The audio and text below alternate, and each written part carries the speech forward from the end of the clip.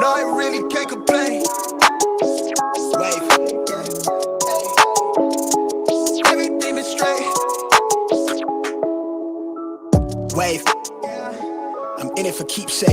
In the field with the cleat lace. Beat foot with the bare face and a slick tongue. That's what she say. She look good, she a big tease when she bite lip with the wink face. Hella bad when she throwing it back. She bring that my way for the team play.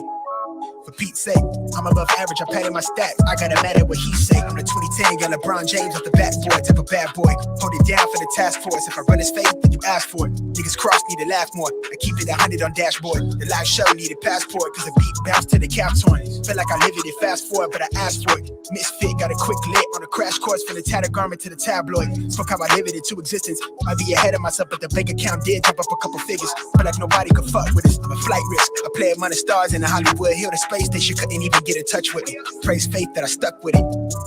Wave. No, I really can't complain. Everything is straight.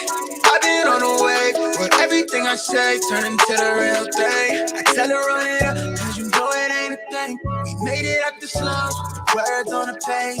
Everything is straight. I've been on the wave. But everything I'm saying turn into the real thing. I've been living like I'm famous. Like I don't show my face as I'm jumping on the stage. Like I'm living in a daydream. Lost in imagination. She only want me when she fake. She couldn't tell me I'm a fake. She ain't told no lie, she love it when I catch my cadence. She gone off the deep end, pull up every weekend. I hate to let her down, but I'm in a fast life, so they never slowing me down. Heartbreak, dropping like a no sleep out. How you switch up, you always help me down. Wonder why I turn into a cold of me now. It could be worse, right?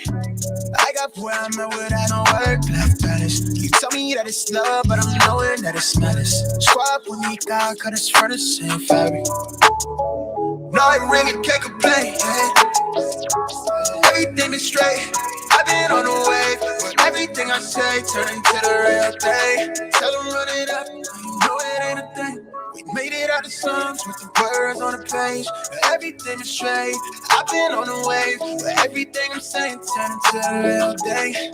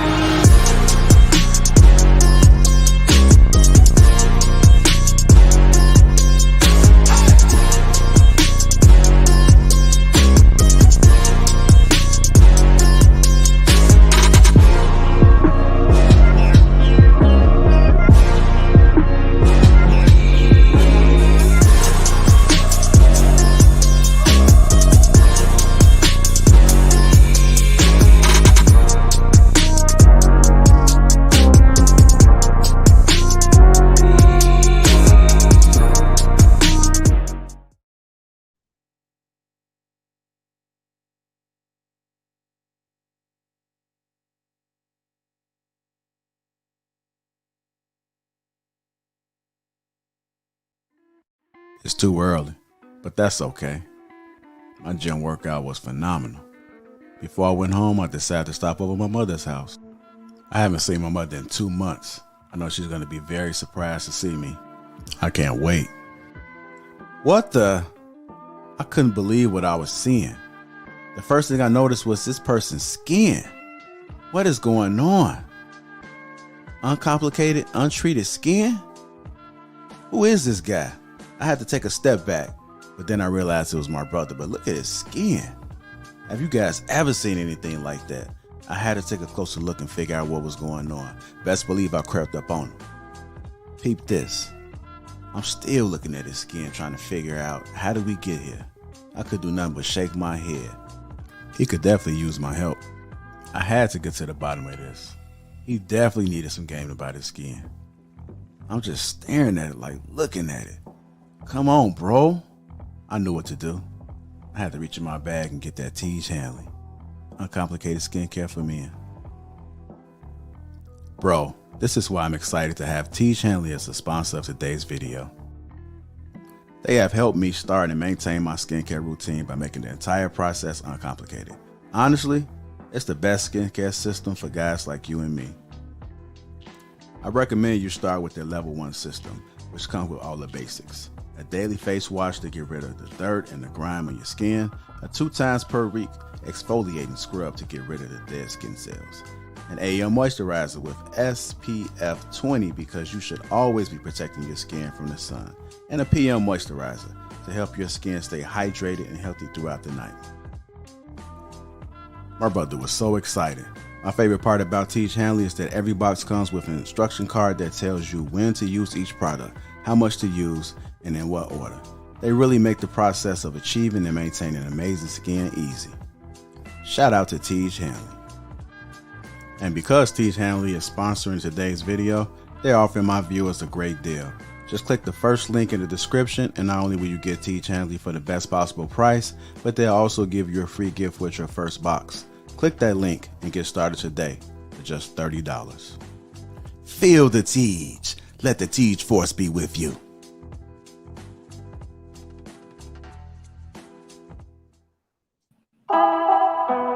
It's go time.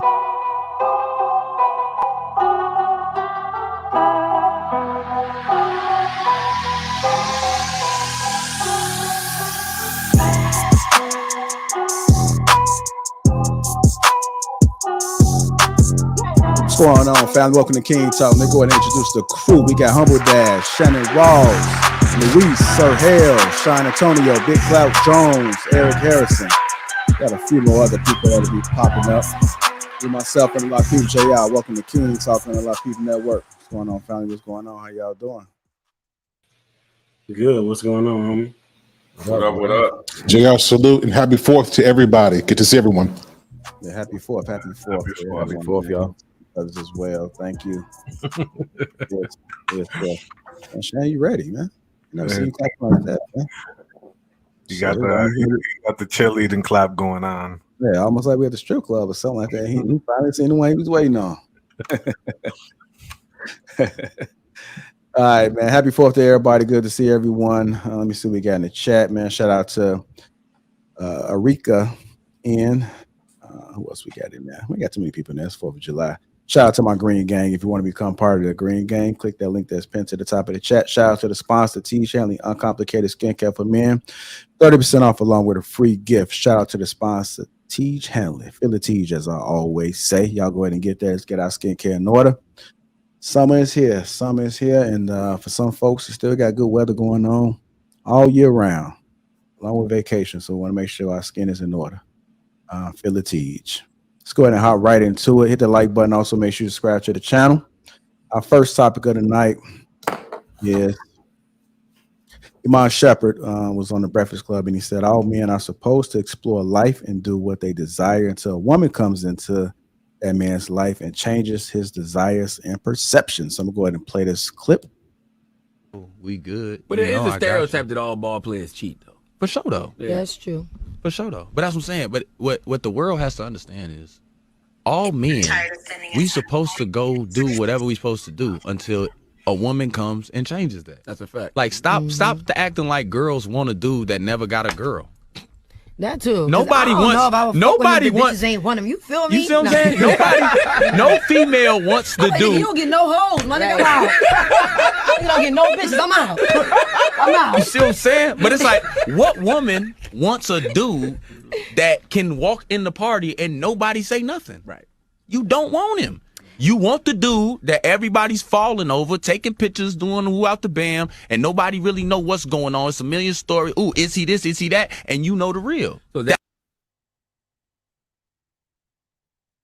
I know you're putting a back chat to the video. It's supposed to be like that, man. Breakfast Club be real funny with flag and stuff. So I had to use a still and speed up the audio.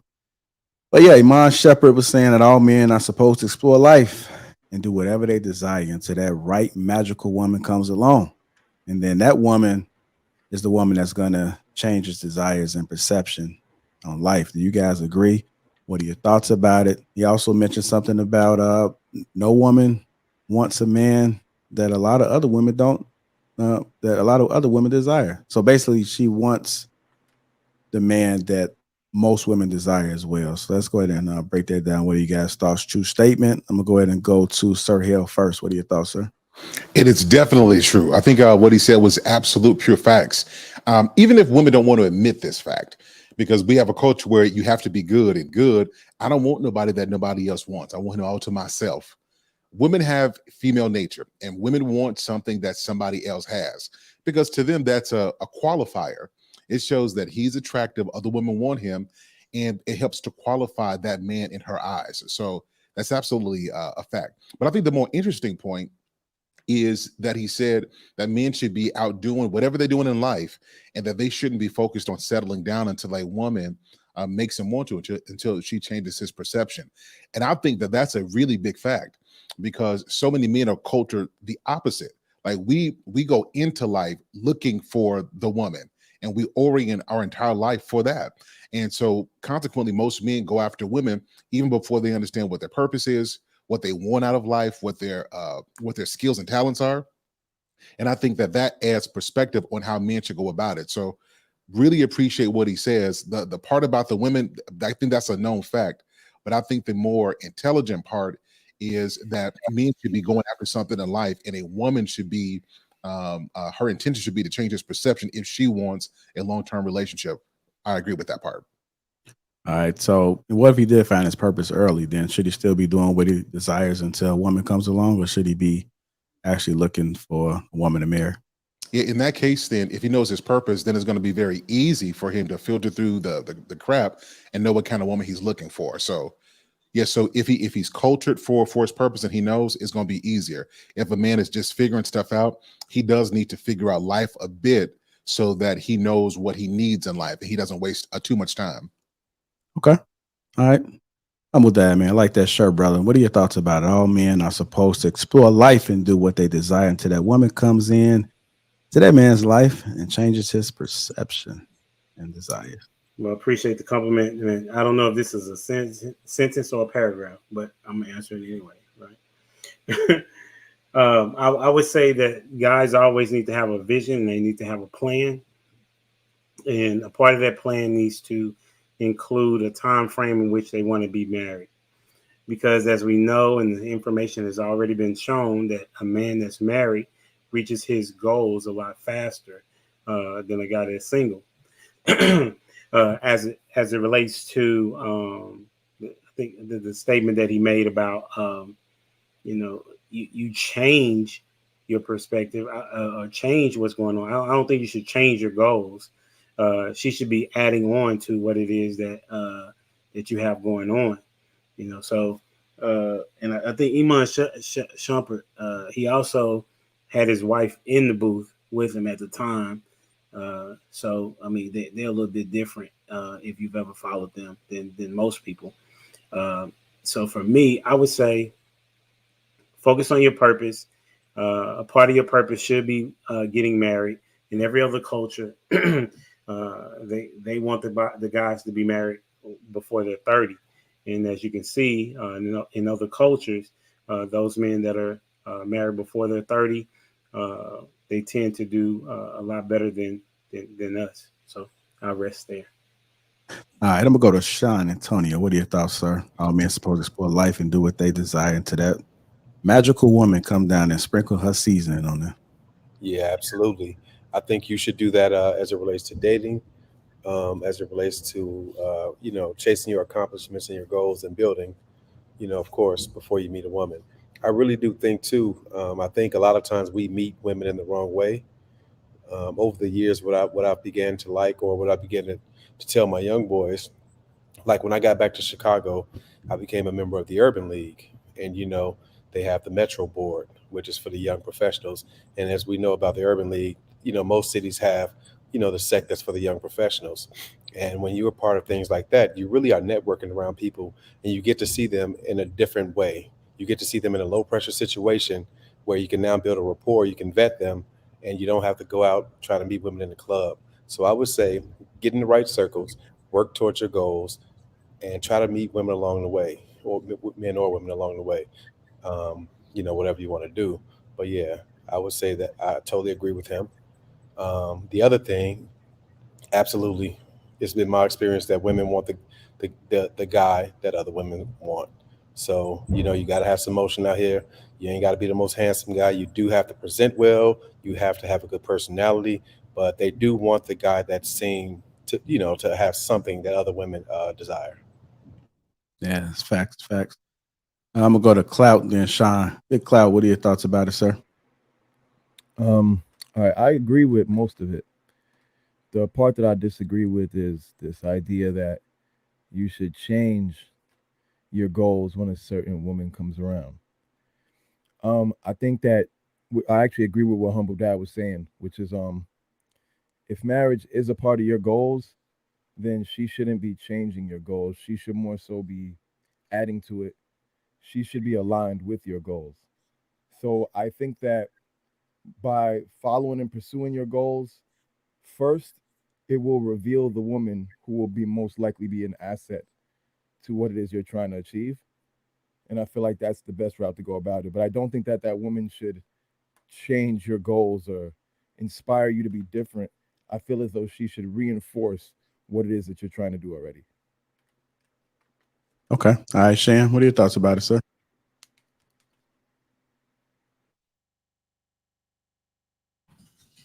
And I hope you guys can hear these fireworks. It's going off over here in LA.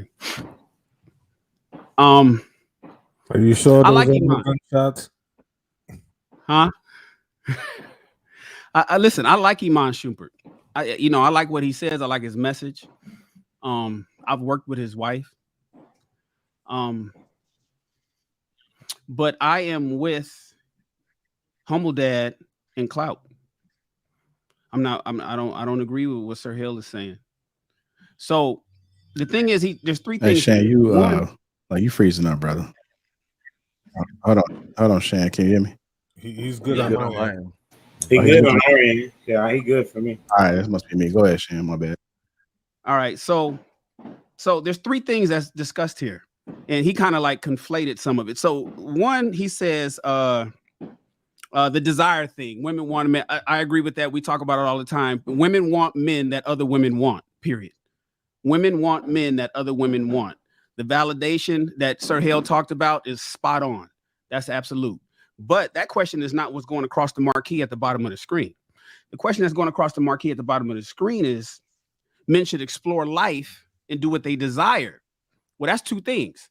Men should explore life. Yes. Do what they desire. See, if we follow our desires and our wants, that's how we get fucking caught up. Men should do what's necessary, especially as young as possible.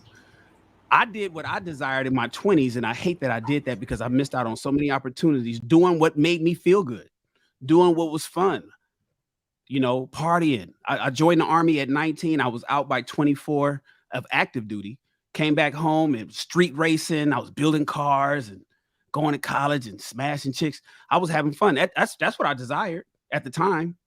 I didn't have any guidance at the time to tell me to do what I needed to do. So if men follow their desires, they can get caught up oftentimes, and that's how they turn themselves into baby daddies. So you have to be careful with that. But I do want you to explore life. exploring life and getting experience and getting cultured and traveling. Yes, get the hell out of your city. I know so many people that will not. I'm in here in LA, and some dudes have never been to the beach. It's weird because I could jog to the beach.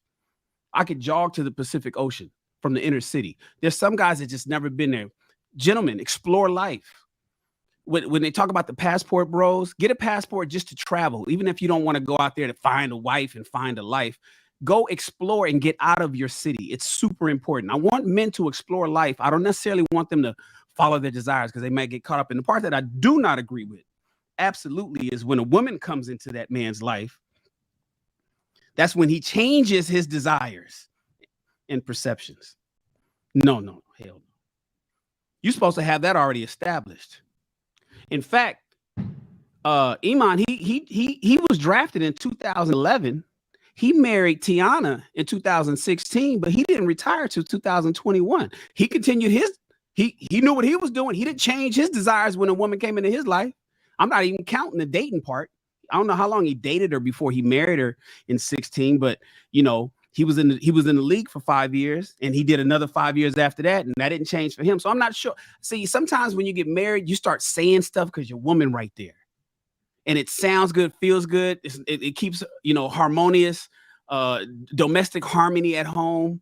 Ain't nobody fighting in the car on the way home and shit. You're gonna get some pussy tonight. Sometimes I hear, and it's just what I experienced, that sometimes married men tend to say certain things that I don't think they'd say if their wife wasn't standing right there.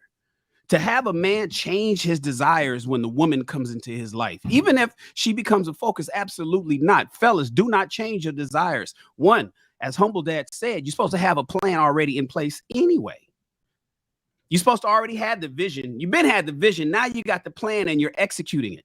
Your woman is supposed to come in and join you to make your plan that you already had before you met her come to life faster, as Humble Dad said. So I don't agree with that at all. Men should not change their desires. They should stay on focus, stick with their purpose, and make it happen. And if they got a good woman to help them get there faster, fantastic. But with or without her, stay on track. All right.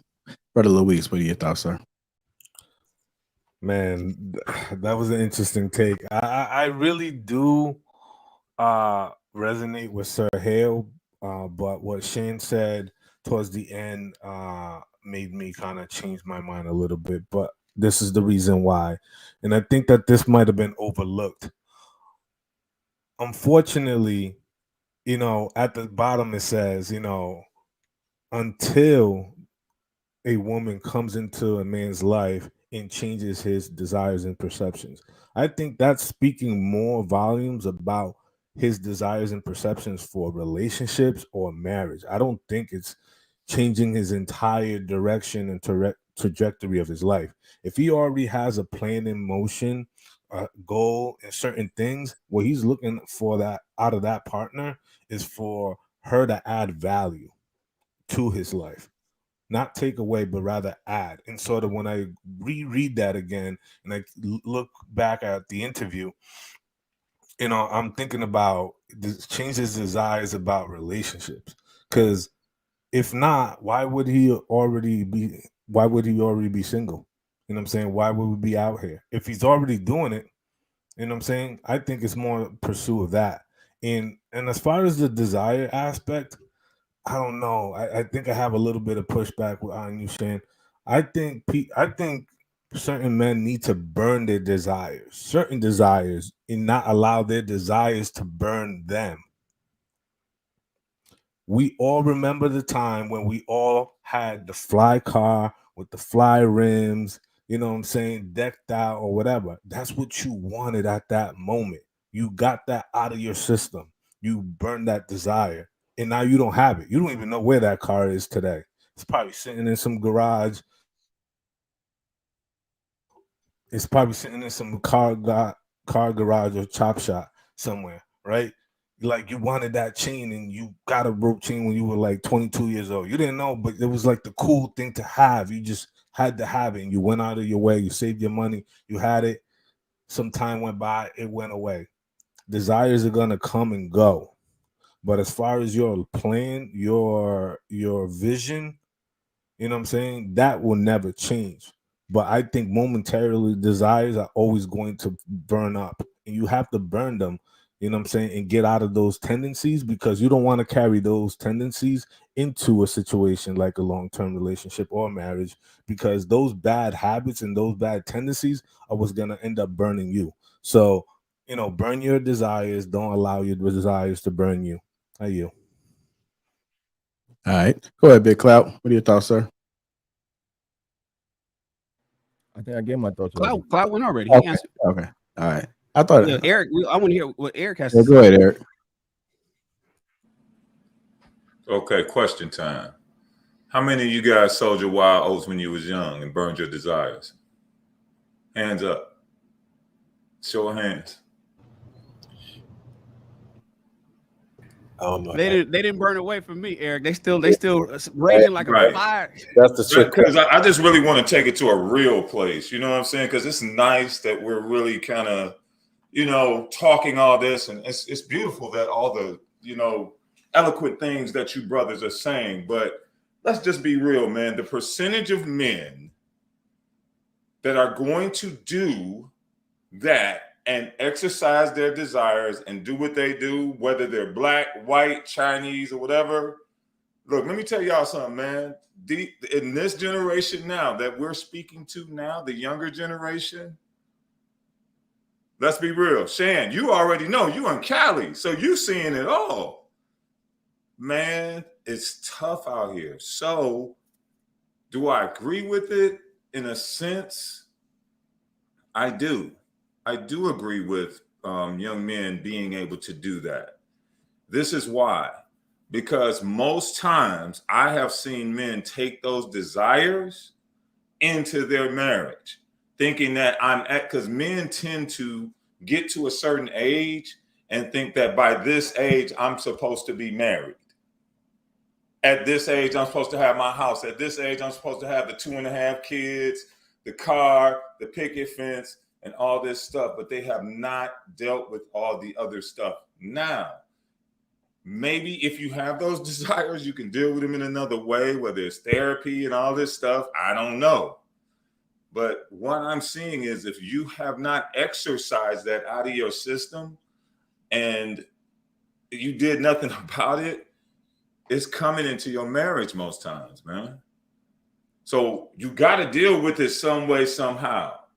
So whether you exercise it by, you know, kicking it or getting some help or getting some wise guys like us on this stage or whatever, like a lot of what he said is true and is happening. And I believe that he did speak from experience. And I think most men do speak from their experience, whether right, wrong, or indifferent. Brother Eric, the delegation wants you to clarify what you mean by get help. What kind of help are we talking about here? Well, number one, go talk to somebody that's actually doing it, or that may actually be, you know, that may have actually done this somewhere. But then I'm asking, like, Sir Hale, I'm gonna use you for an example. How many uncles did you have that did that? So they sold their raw oats or they didn't? I want to be clear on the question. Are you asking how many uncles sold their raw oats or how many didn't do that? Either did do it. I hope none of my family watching. All my uncles hoes. so. But you understand? But y'all feel me, man? Like we're saying this narrative, but man, is that a real narrative? Y'all get what I'm saying? Now we could try to change the narrative tonight, but yo. I'm just saying, you know, so I hope I brought clarity to what I was saying. If not, Lewis, you know. Lewis, let me put this on you real quick with the burning desire is, see, the problem, Lewis, is what you're saying is the narrative is what we've been told for so long. And burning your desires is a distraction. And you only got a small window to get the shit right. That's what I was talking about. Why I wish I would have went a different route in my 20s. I'd be where I'm at now a long time ago. I'm 51 now. I'd rather have been here at 41. So when we burn our desires and we hope that we burn them out and get it, that oftentimes, as my brother Eric just said, that oftentimes it don't. I still want to have fun. Now I can have a lot more fun We do, you know, it's different. You got the whole midlife crisis thing that a lot of guys have, right? Well, we go out and buy a motorcycle and go get a helicopter license or learn how to fly a plane or buy a boat, do all kind of stuff because you got a bunch of money and you just want to just do all the things that you couldn't do when you were younger.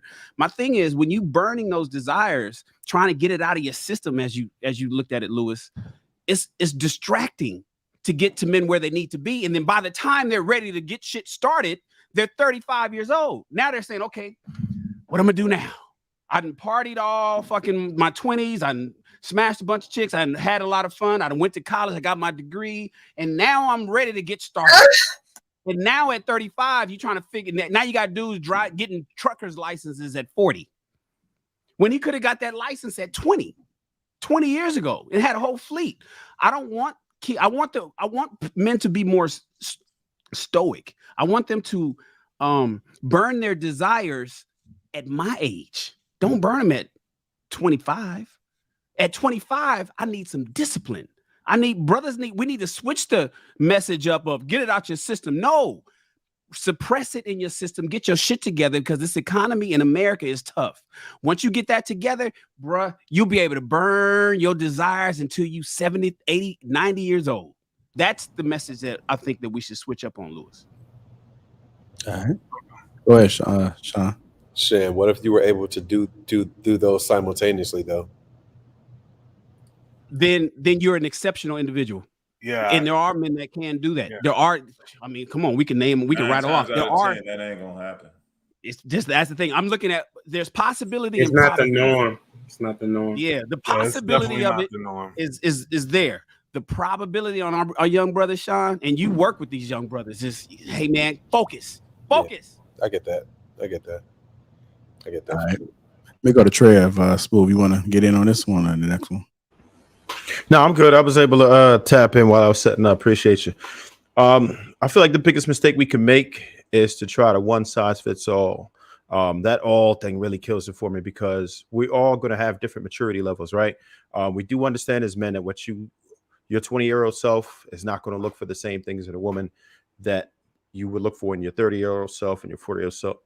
And generally, right? But at the same time, you got to think about what type of woman you run into, right? So if you run into a very good woman who is more focused on you, more focused on family, pouring into you, that's a different type of situation. Men don't grow tired of that, right?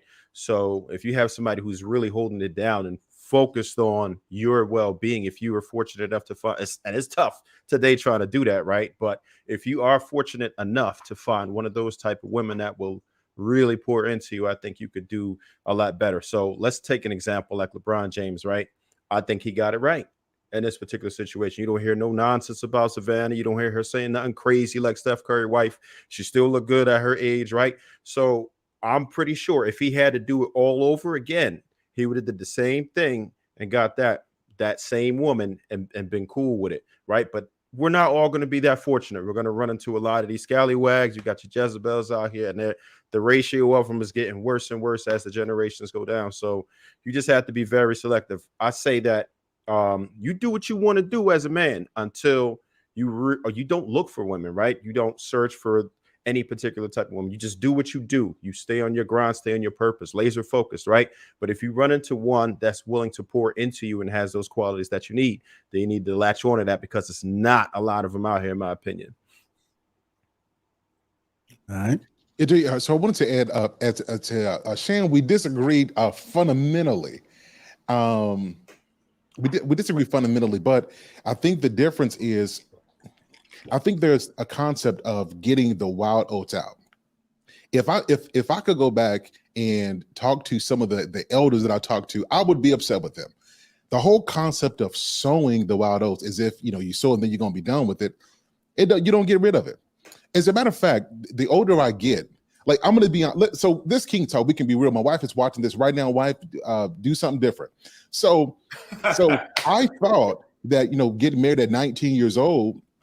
I thought that by 30 years old, things will change. And then it didn't change. Like all the same reckless stuff I still want to do. The difference is I got some things I'm responsible for. So if I'm foolish and I make a mistake, everybody's impacted by it. So I don't think the desires themselves go away. Now, here's the benefit of why I say a wife comes and she changes stuff. And this is why I agree with Iman, is when you get the right woman, whether I know Shan, I know, Sean, Big Cloud, Lewis, y'all big pimping. I know these things. You big pimping, thug thizzle, you do your thing thizzle. I get you, right? But when you get the right woman, she come into your life, the right woman changes everything. Hello, motherfucker. It is not that she distracts you from your course, is that she makes you see things that you see it now with a little bit more color. She makes you think about things in a different way. So instead of you thinking about how good you look in that Corvette, get the Corvette. But if you're going to have some kids, maybe you need a more befitting vehicle for the family. So she's not changing the fact that you want something to drive in. She just helping you to optimize your thinking based off of what you say you want. So, but she is. Oh no, you dressing it up. No, she's changing. You're not getting a Corvette no more. But that's exactly what I'm saying. That's a change. No, but the point that I make is it's still a vehicle. It might not be what you want if you buy yourself, but you still driving something, and that's all that I'm saying. And it's get a minivan. And I want to say, hold on, I want to say that I did say get the Corvette. I said get the Corvette. What I'm saying though is that when you're with a wife, it is not about you anymore, and that's the point that I'm saying. She helps you to think about your life in terms of what you have. We getting the family minivan. Sir Hale said, get the Volvo, guys. You got married, get the Volvo. She's gonna change that desire. I know you wanted the Tesla. I know you wanted the convertible Mustang, the Charger. Get the Volvo station wagon, right? And then just put some rims on it, and then you could probably just feel just as good. No, I'm saying for the first few years, get the Volvo. After the kids, old enough not to tear nothing up, you invest your money in the Corvette. Come on, fellas. This is how we do it. This is how we do it. I just want to say one thing real quick. Sir Hale, you're on point. You're exactly right. And I didn't get a chance to say that. It's our job, like the older brothers, to be able to come in and say some of the things that we're talking about tonight. And I think one of the things that's happened, one of two things happened. Number one is that a younger generation, a dude that did what we're talking about at a young age, can be seen as being lame because they ain't done nothing. They haven't seen nothing. And really, a lot of younger guys ain't going to listen to them. Let's just be real about it. Or you're going to get a uncle that is kind of faking and jaking, because that's what I had. I had a lot of uncles that was like, man, you should get married. You don't need to be out in these streets. But then every weekend they was bringing their girlfriend through the crib to hang out with my dad. So, you know what I'm saying? Like, so this conversation, a young man's going to always be a young man, but who's talking to him, who's showing him what's up, and all of that really matters. And you know what? A lot of times if the real woman comes, the right woman comes, a lot of times young men won't even see it because of all these other influences that are coming into his life. All right. If you guys just tuning in, welcome to King Talks. Make sure you hit the like button. Also, make sure you subscribe to the channel.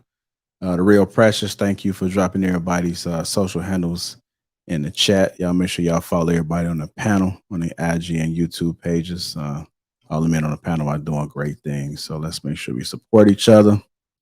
I think we did have one super chat came through, said, JR, how did you land Terrell Owens?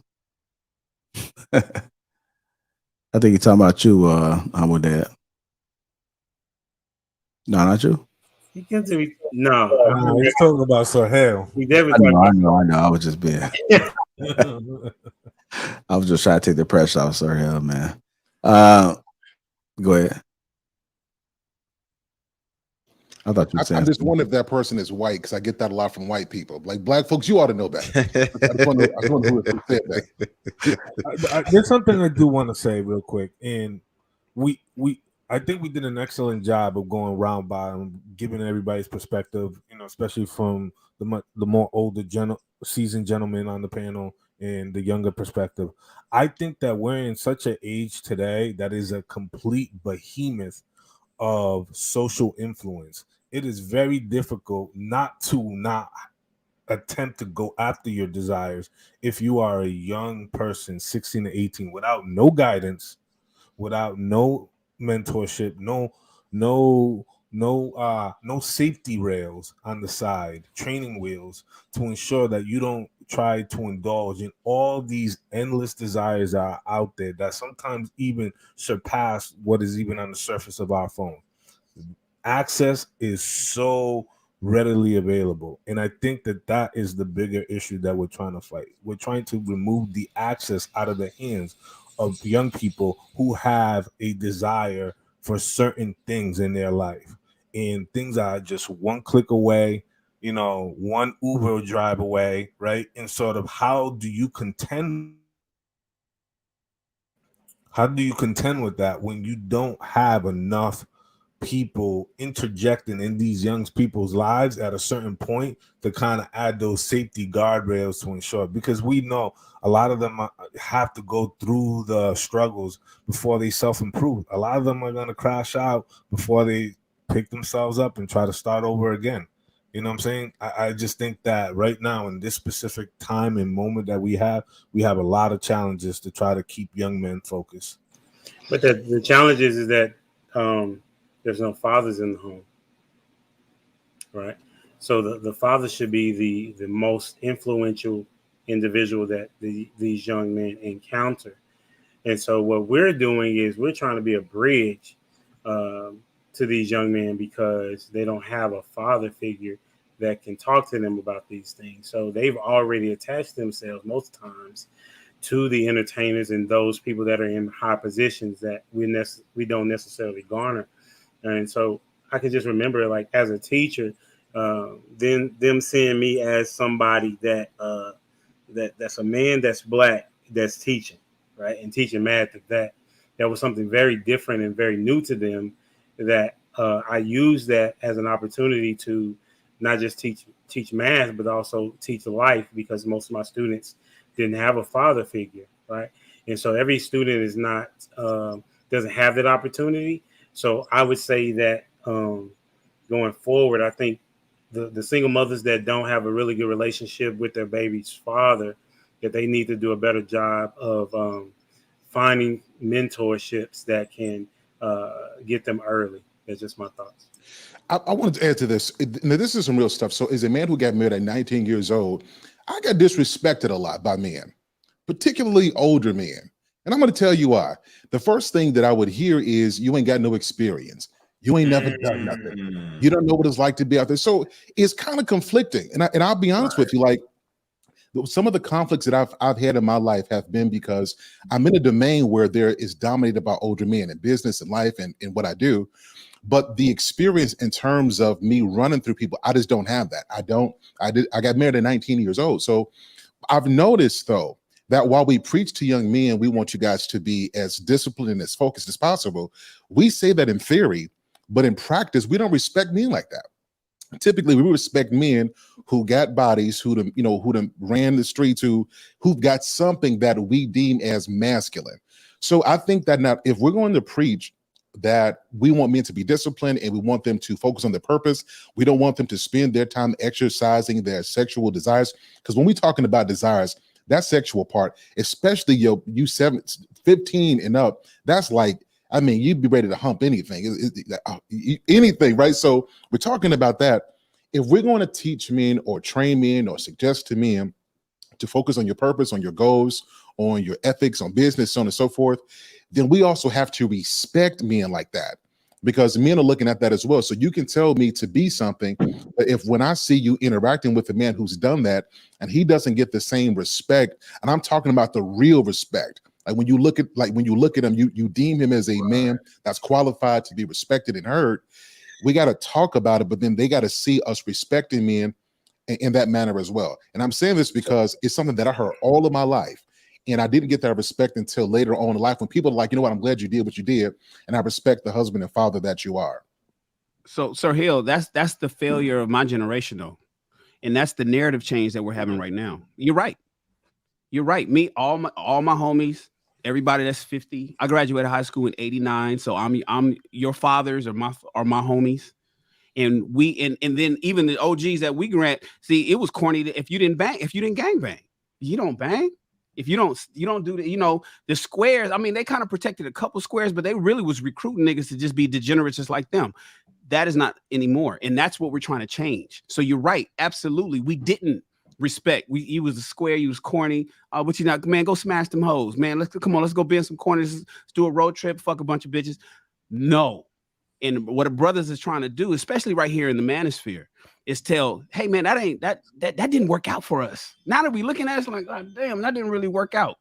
All that did was create a whole bunch of baby daddies, pay the state a whole bunch of child support situations, a whole bunch of dissension between the men and the women, a bunch of motherfuckers that ain't got no jobs, ain't got nothing, don't got two nickels to rub together. It didn't really work out for us to try to tell the little homies to go out there and be cool. Great. Like we thought that would work. Now, nerding up is kind of cool. Now, coding is cool. Now, the guys that's focused, hey man, stay focused, bro. Don't worry about it. I got you covered. You're right. We did do that, but it's a narrative change that we're trying to have right now. So what is it about us culturally that makes us feel like we have to do these type of things? This only really happens in the West, right? There's many countries, if you go a little east, and they can get married young. They never really feel like they have to sell their wild oats ever, and it works out. Marriage rates are sometimes when longer. you say east, what do you mean? Let's be specific. Like let's say South Asia or something, right? South Asia, right? They're getting married from 20 to 25 years old and stuff like that. So go ahead. What you got? I would say based on their religion. They actually exercise their religion does play a big role in part of it. Also, major cultural differences, attire, that's a piece around sexual behavior, like it's entirely different. Fellas. So, and I was hoping you wasn't saying Asian culture, because I'm gonna be real with you, bro. Who been to Japan? Who been to China? Bro, let me tell you something, man. Them dudes get married. Those men get married, and they marry those wives, and they tell them to stay home. And guess what they do? They at the geisha house. That's actually, the geisha house is basically where they do a lot of their business. So it's like, I guess when you say Eastern culture, that's fine. I'll even say if you want to even dive into the Indian culture. Because they're not the only one. Yeah, because that's a different one. And then you have but even in the Middle East and stuff too. Like Shan hit something that's powerful. He said that the times are changing. And this is what's so wild. And that's a great point, Shan. Actually, the dude that's got a lot of knowledge and that knows a little something at times is the one that's most desirable. And that's because of the wave that's come from social media, from all these people like out here trying to get this money, like getting money right now has now become the end thing. So it's not like, and then the women come after the money. Like it's a little different now. That shift has happened. And what I've seen is, because I've been to these other countries, and actually I've seen them come here, and I've seen them in other places. They wild out, man. It's not like they're like we see certain ones that do that, and it was kind of back in the day, like when Shan said we was wilding and go hit all the women and do all that. Well, back then that was like the end thing for them. But right now, I see a lot of people from a lot of other nationalities that are buck fucking wild. I'm telling you. And I don't know from experience, so we won't even go there. But anyway. Well, it just shows how far, Western culture has really spread across, across the planet. You know what I'm saying? Like, I mean, you could go to Glasgow in Poland, and it's the same exact thing. You know what I'm saying? I've spoken to people who are out here who came from there, and I just think that today, it's a completely different time, and I do agree with the sentiment that we value money first before family, and I think that the family has to come first, or the family mindset has to come first before the money. And I understand that, you know, we need money in order to, you know, put ourselves in an economical, favorable position.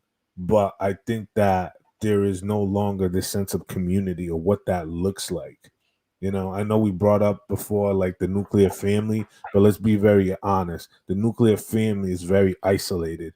It's not really attached to the extended family where you have other members of your family helping out in other aspects of your life, especially when you have children. That's crazy today. That's crazy that's going down today. Like family reunion, they don't even do that no more. Yeah. Go ahead, Louis. Yeah, you know, it's funny you say that, Shane. I was actually on Clubhouse. I was actually talking to a sister, and she was like, "Yo, we haven't had a family reunion ever since Big Mama died.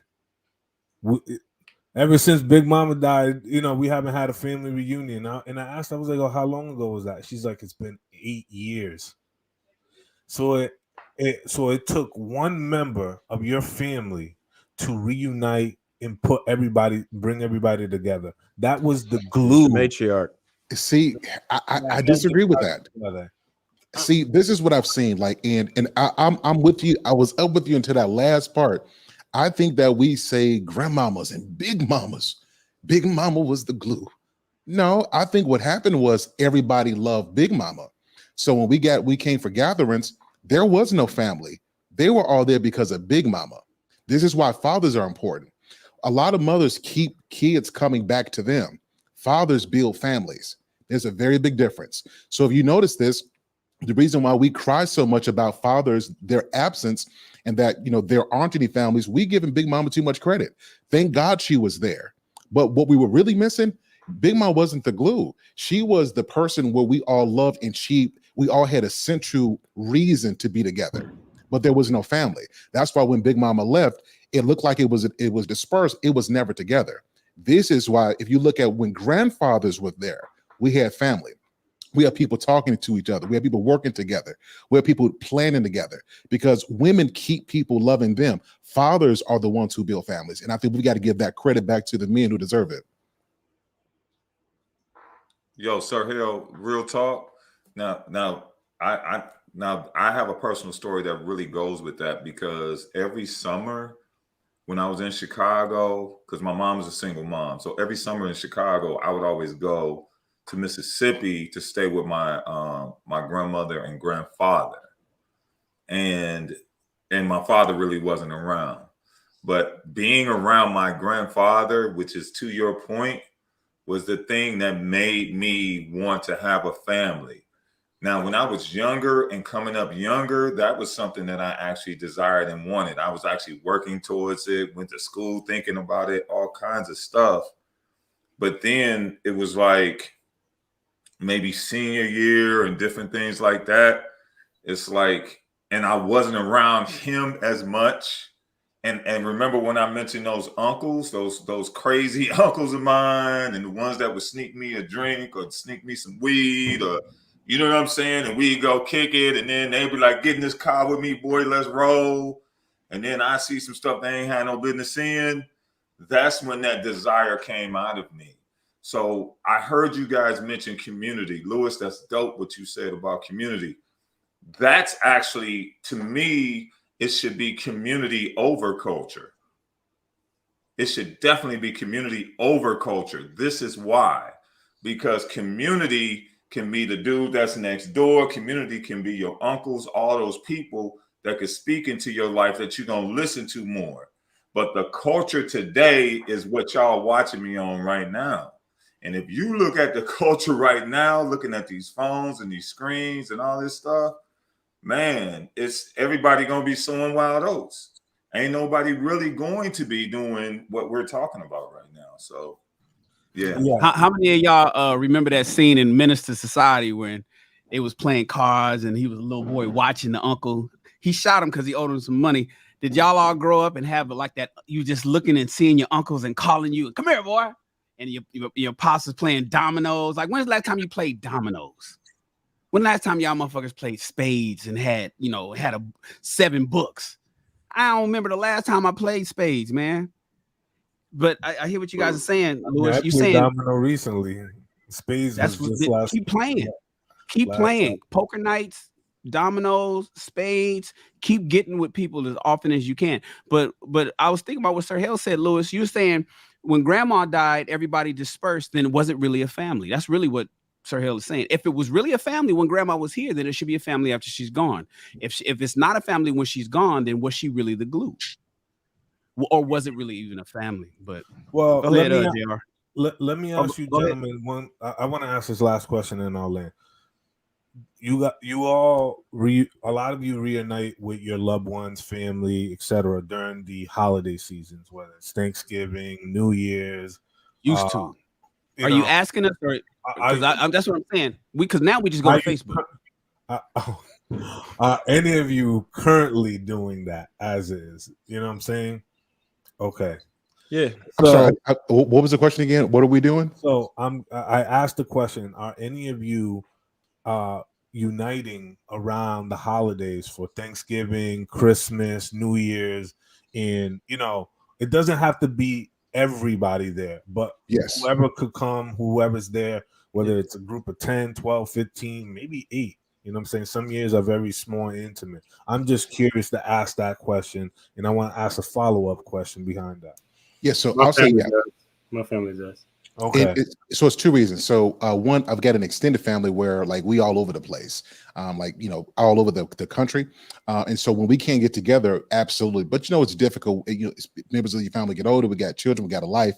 At my home here in Texas, me and my wife used to go over everybody else's home. But I'm like, listen, we got a house and we married. We got 16 years. It's time for people to come to our home and see what a family looks like, what a husband, a wife, what a home, what love and care looks like. So we have a tradition now. Every Thanksgiving we're here, and my wife makes the entire spread. It's decked out. It's like food for days. We have so much here. So yes, we start that tradition, and we're doing it because we didn't have it and we need it. Yeah. So what's the number one thing that you guys talk about? What's the number one highlight out of those get together and reunions? That right there will be the catalyst for what I'm about to ask next. What is the number one thing that you guys talk about? we prayed to the Lord that these calories don't stick. So I was like the number one thing. Hope this mac and cheese don't stick. So for us, so for us, it's like it's been for us. It's every Christmas. Where my family, we would, my grandmother had 8 kids. So each one of the families would have to put on a particular event, such as a concert or poetry or something like that. So it would be pretty much like a stage play, so to speak. And so, but over the years, it's kind of dwindled because we've all gotten older and we all have our own families. But we were doing that since I was probably like 8, 9 years old. And then we kind of stopped doing that probably when I got to be about, 27, 28, something like that. We still get together every Christmas, every Thanksgiving. Matter of fact, I was over my uncle's house, who I consider my like an OG, but like my pops or whatever. And we celebrated his birthday, and it was probably at least 30 people there. And what's the number one takeaway that you guys all share and talk about while you're out there? The number one thing that we talk about is the old times or where you at right now. That's typically what it is because most people want to avoid conflict. You know what I'm saying? Because as you get older, you have your own worldviews, and sometimes bringing your worldviews to the family camp out is not going to make for good conversation. That's a fact. Yeah. Hey, Lapeef, what side of town you from, bro? In Chicago. Southside.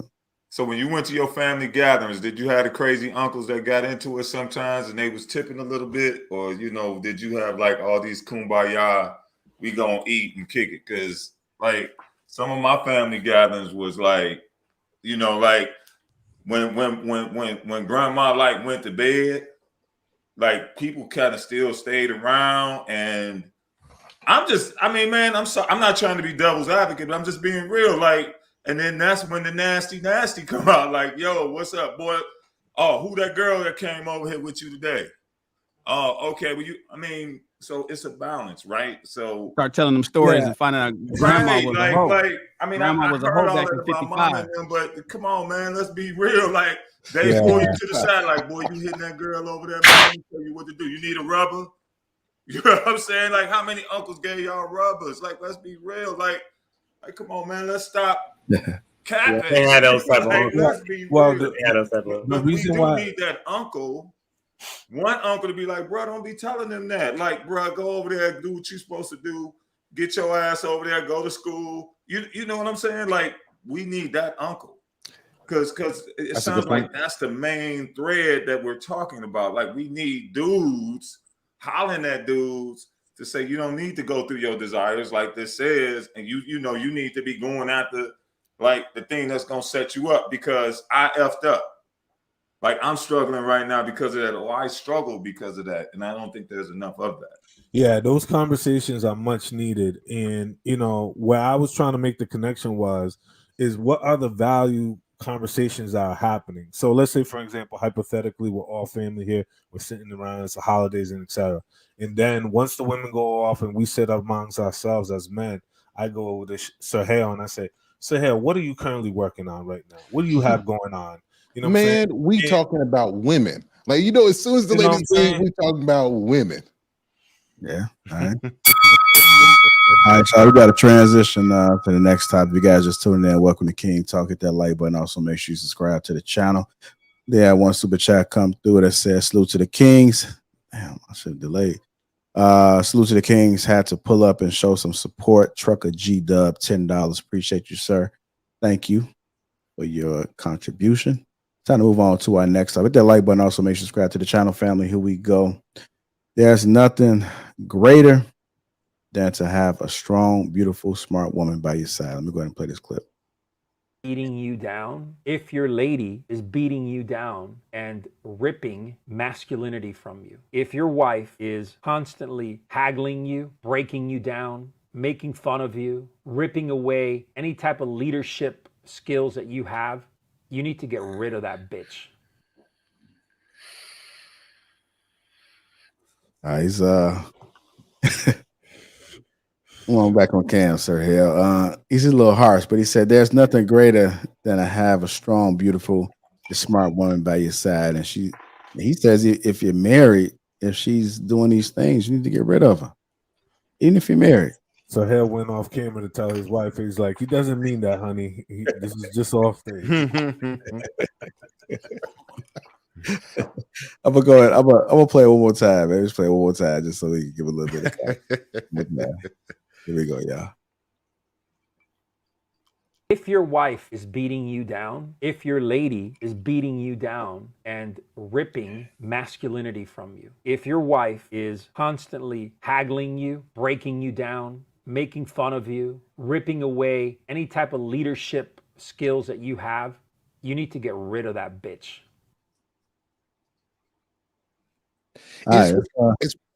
Listen, man, even the Bible says, man, the Bible says it best. It's better to live on the corner of a rooftop than with a quarrelsome woman. So this is 100% facts. If she's quarrelsome, if she's stressing you out, get rid of her. But on the flip side, your greatest asset in this world is going to be a submissive, feminine woman. Better than any of your homies, better than any friend you can have. That's going to be your greatest asset, your best friend. That's going to be the person that you can rely on the most.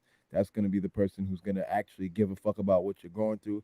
That's going to be there for you. There's no greater asset, which is why God made woman as a helpmeet to man, because no one is better equipped to help us if they're functioning in their feminine. So that's all I got to say. All right. We'll go to Trey Smooth. What are your thoughts about it, sir? Okay. Now it doesn't always happen this way, but a woman can certainly make you or break you.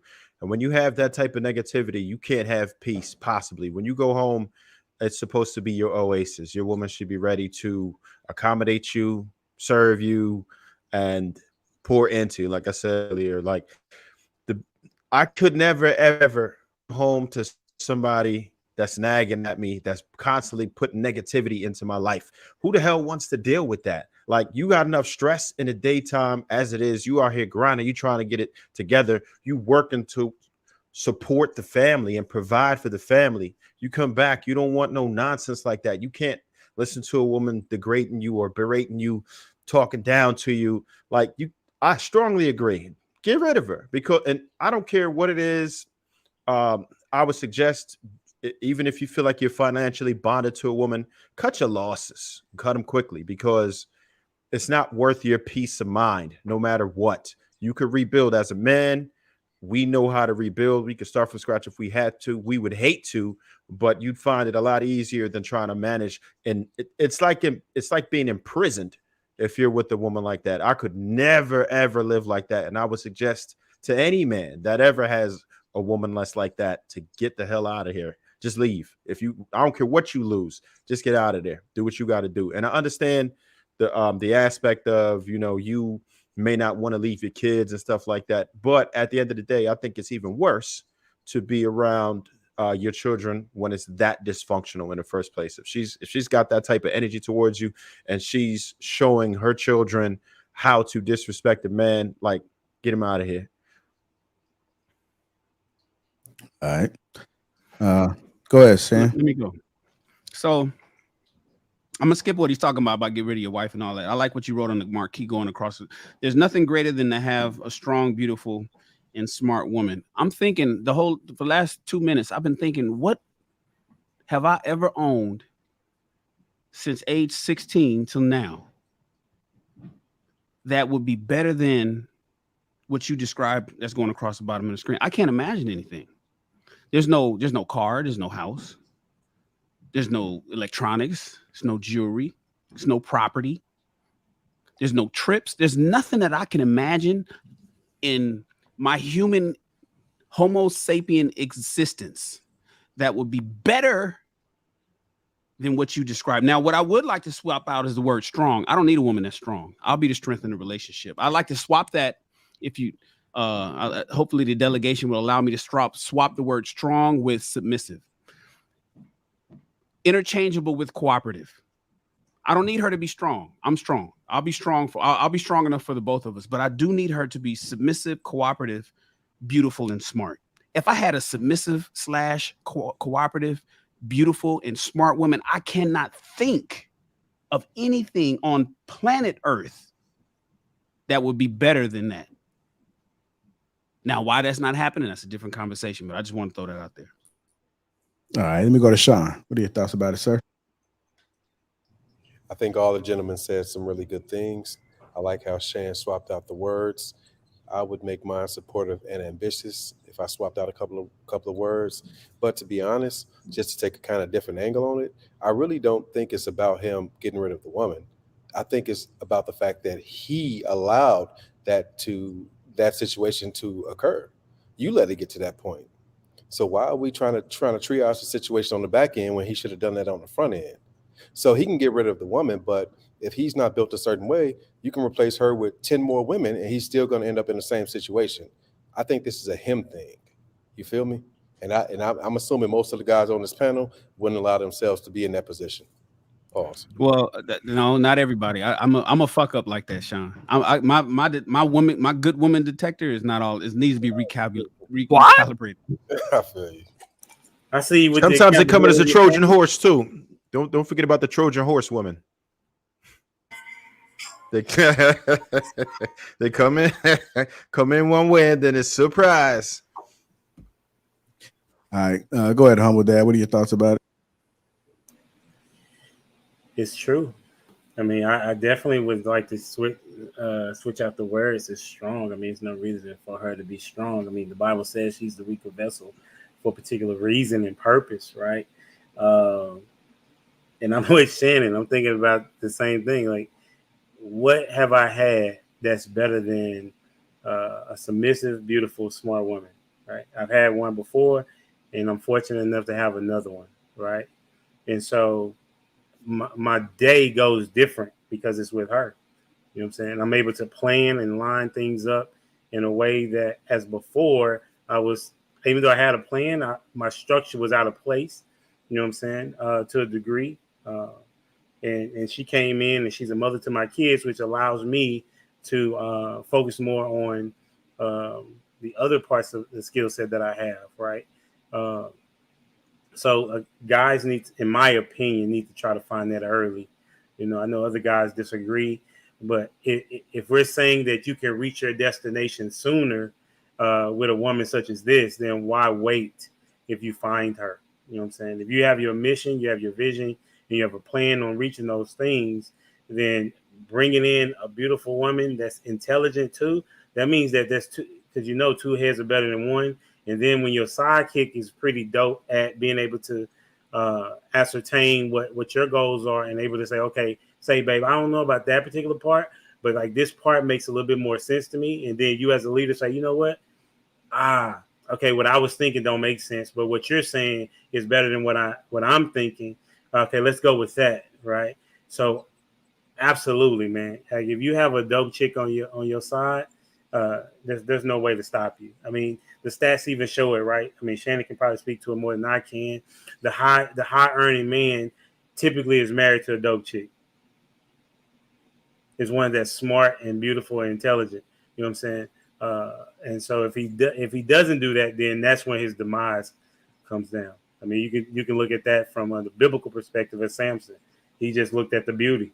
You know what I'm saying? All right, Luis, go ahead, sir. Yeah, I like a lot what the fella said. Especially the way that humble dad brought that in. Growing up, uh, in my lived experience, watching my parents and how they communicated and how they interacted with each other, I could see that and juxtapose that to other marriages, friends, neighbors, people who were in close community and proximity to us. And the things that always kind of stood out was how those women handled themselves in all different times, whether it was a stressful situation, whether it's something to do with the kids, whether it's finances, whether it's infidelity, whether it's any component of their life, right? And just having a sort of a peek through other people's level experiences and looking at how my parents did that and looking at other people's marriages, I can understand and I can easily identify that someone who is an anchor in your relationship and you weren't able to kind of identify that in the beginning, you know what I'm saying, will slowly drown you in the long haul. And I think that is something that unfortunately a lot of us, you know what I'm saying, even I could admit that have overseen. You know what I'm saying? You see the signs, the tall tale signs, but sometimes you just ignore them because the chick is too bad, or there's all these things we tend to kind of ignore those red flags where it's like, ooh, you know what I'm saying? You sure you want to sign up for this for the long haul, right? And some dudes be in that phase, that seasonal phase where they just want that. But I think for the most part, if you find a chick that has all those components that we just interchange, that we just changed those words for, you know what I'm saying, you'll have a really strong relationship. And the humble dad, brought it up at the beginning of the program. Men who find, women who they're aligned with, they get to their goals much faster because they're much more focused, right? I think it was Trigger Mike about 2 weeks ago said that about 90 percentile of people who win in the NBA, the top player, are married. You know what I'm saying? The 90 percentile, because they don't have time to fuck around. They don't have time to focus on things that are not going to remove them from their purpose, right? That chick is always going to be there and always remind you of what that is. And sort of, yeah, I agree with a lot of the sentiment that a lot of brothers echoed. All right, go ahead, Clout.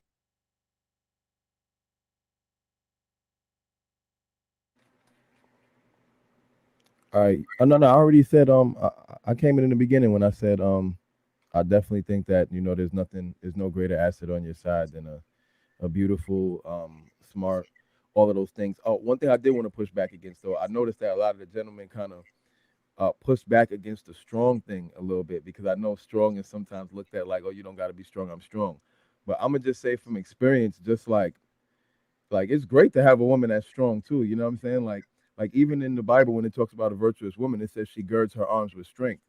You know what I'm saying? So like a strong woman is actually a great asset. And I learned this from being young, just seeing my mom and my dad and how they work together. Like my mom is a woman who might not look it, but she's strong, right? So when it came to just any task that needed to be done around the house, my pop's moving furniture. My mom is right there backing him up. He got one side, she got the other side. You know what I mean? He didn't have to call nobody to help her. She was able to maneuver the same way and still maintain her femininity. So I just wanted to add that I definitely think it's a great asset for a woman to be strong as well. Yeah, I also want to piggyback off of that, Cloud. I actually had a conversation recently with somebody that was on the panel before, Leah Da Vinci, and she told me she's from the Caribbean, and she told me, she was like, "Lewis, one thing you gotta understand, like I hear you guys say, resting your femininity. I want a woman who's feminine and all this and stuff like that. But what you guys fail to understand, and this is her words, what you guys fail to understand is that in this country specifically, it is very difficult to do that. You know what I'm saying? You have to be tough, whether it comes in business, whether it comes for trying to achieve certain goals and getting certain things. You know what I'm saying? There's a level of assertiveness that you need to have, and over time it does harden you. And sort of that was her take and her perspective that she shares with me. I don't know what you guys feel about that. All right. Anybody else want to add anything to it? Everybody else spoke on it.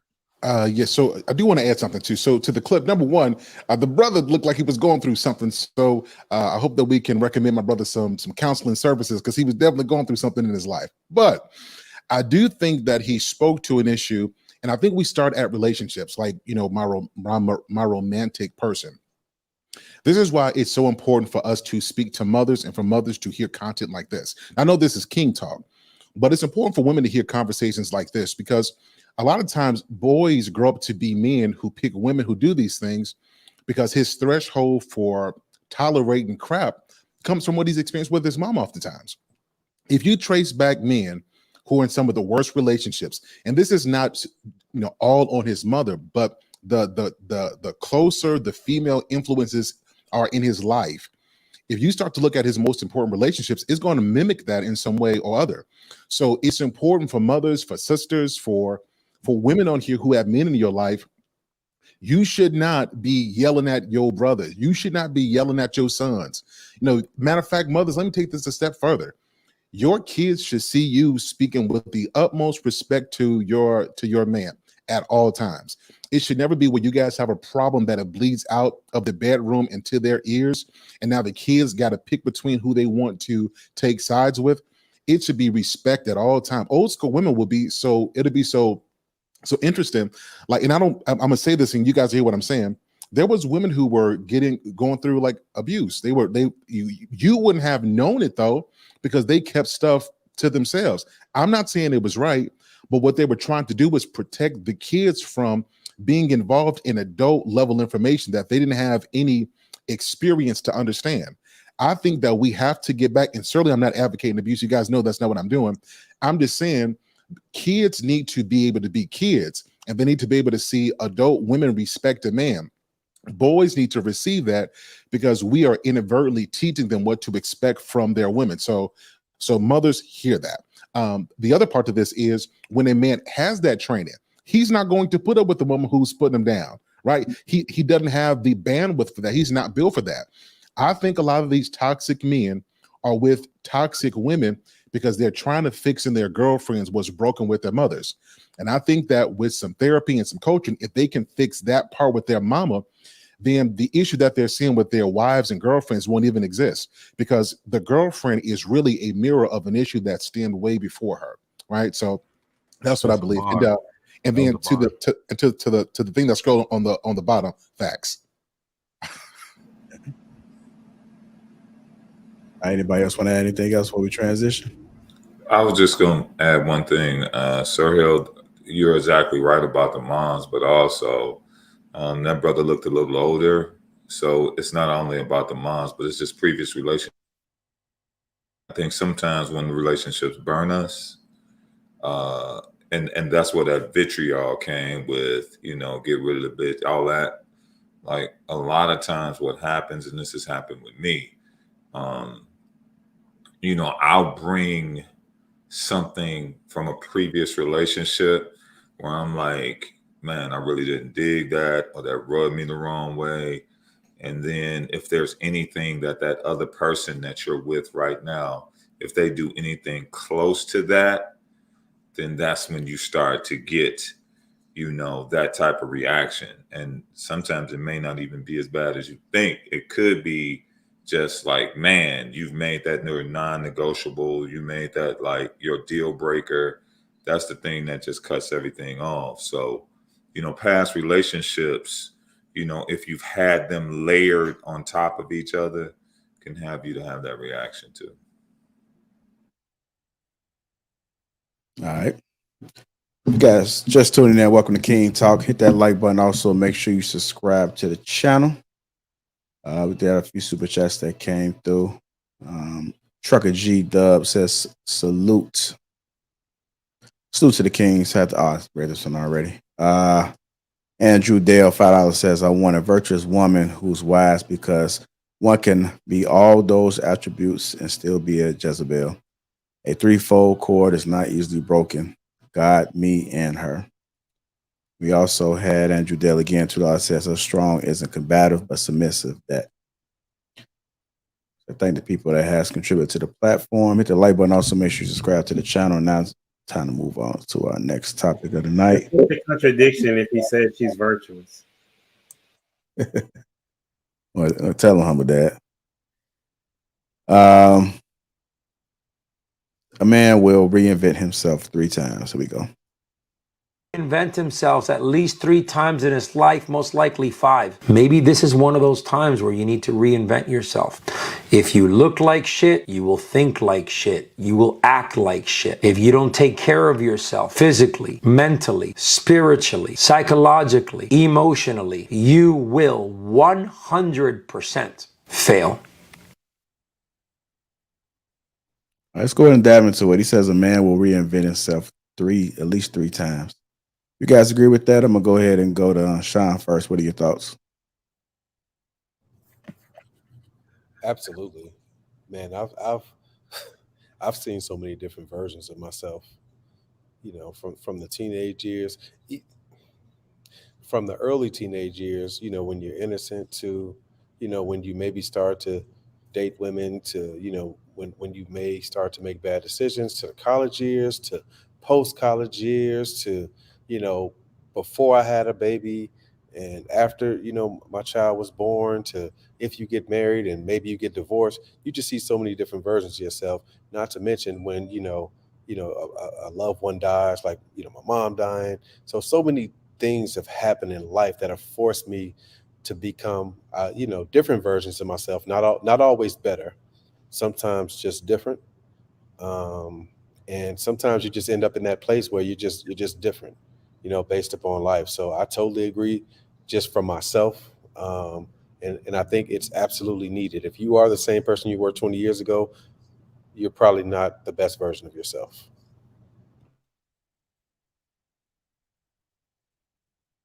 I think Humble's next. I'm next. Yeah. I would say a man probably reinvents himself more than 3 times. I mean, because there's so many different stages in life that he's going to encounter. I mean, whether that's coming out of college, or first of all, going into college, or experiencing, I'd say 18 to 22 ages. You're finding out who you are. You've been able to experience different things and people and scenarios and situations. And then, you get to 22 to 25, it's a totally different ball game, depending on if you're working or if you're trying to establish a family.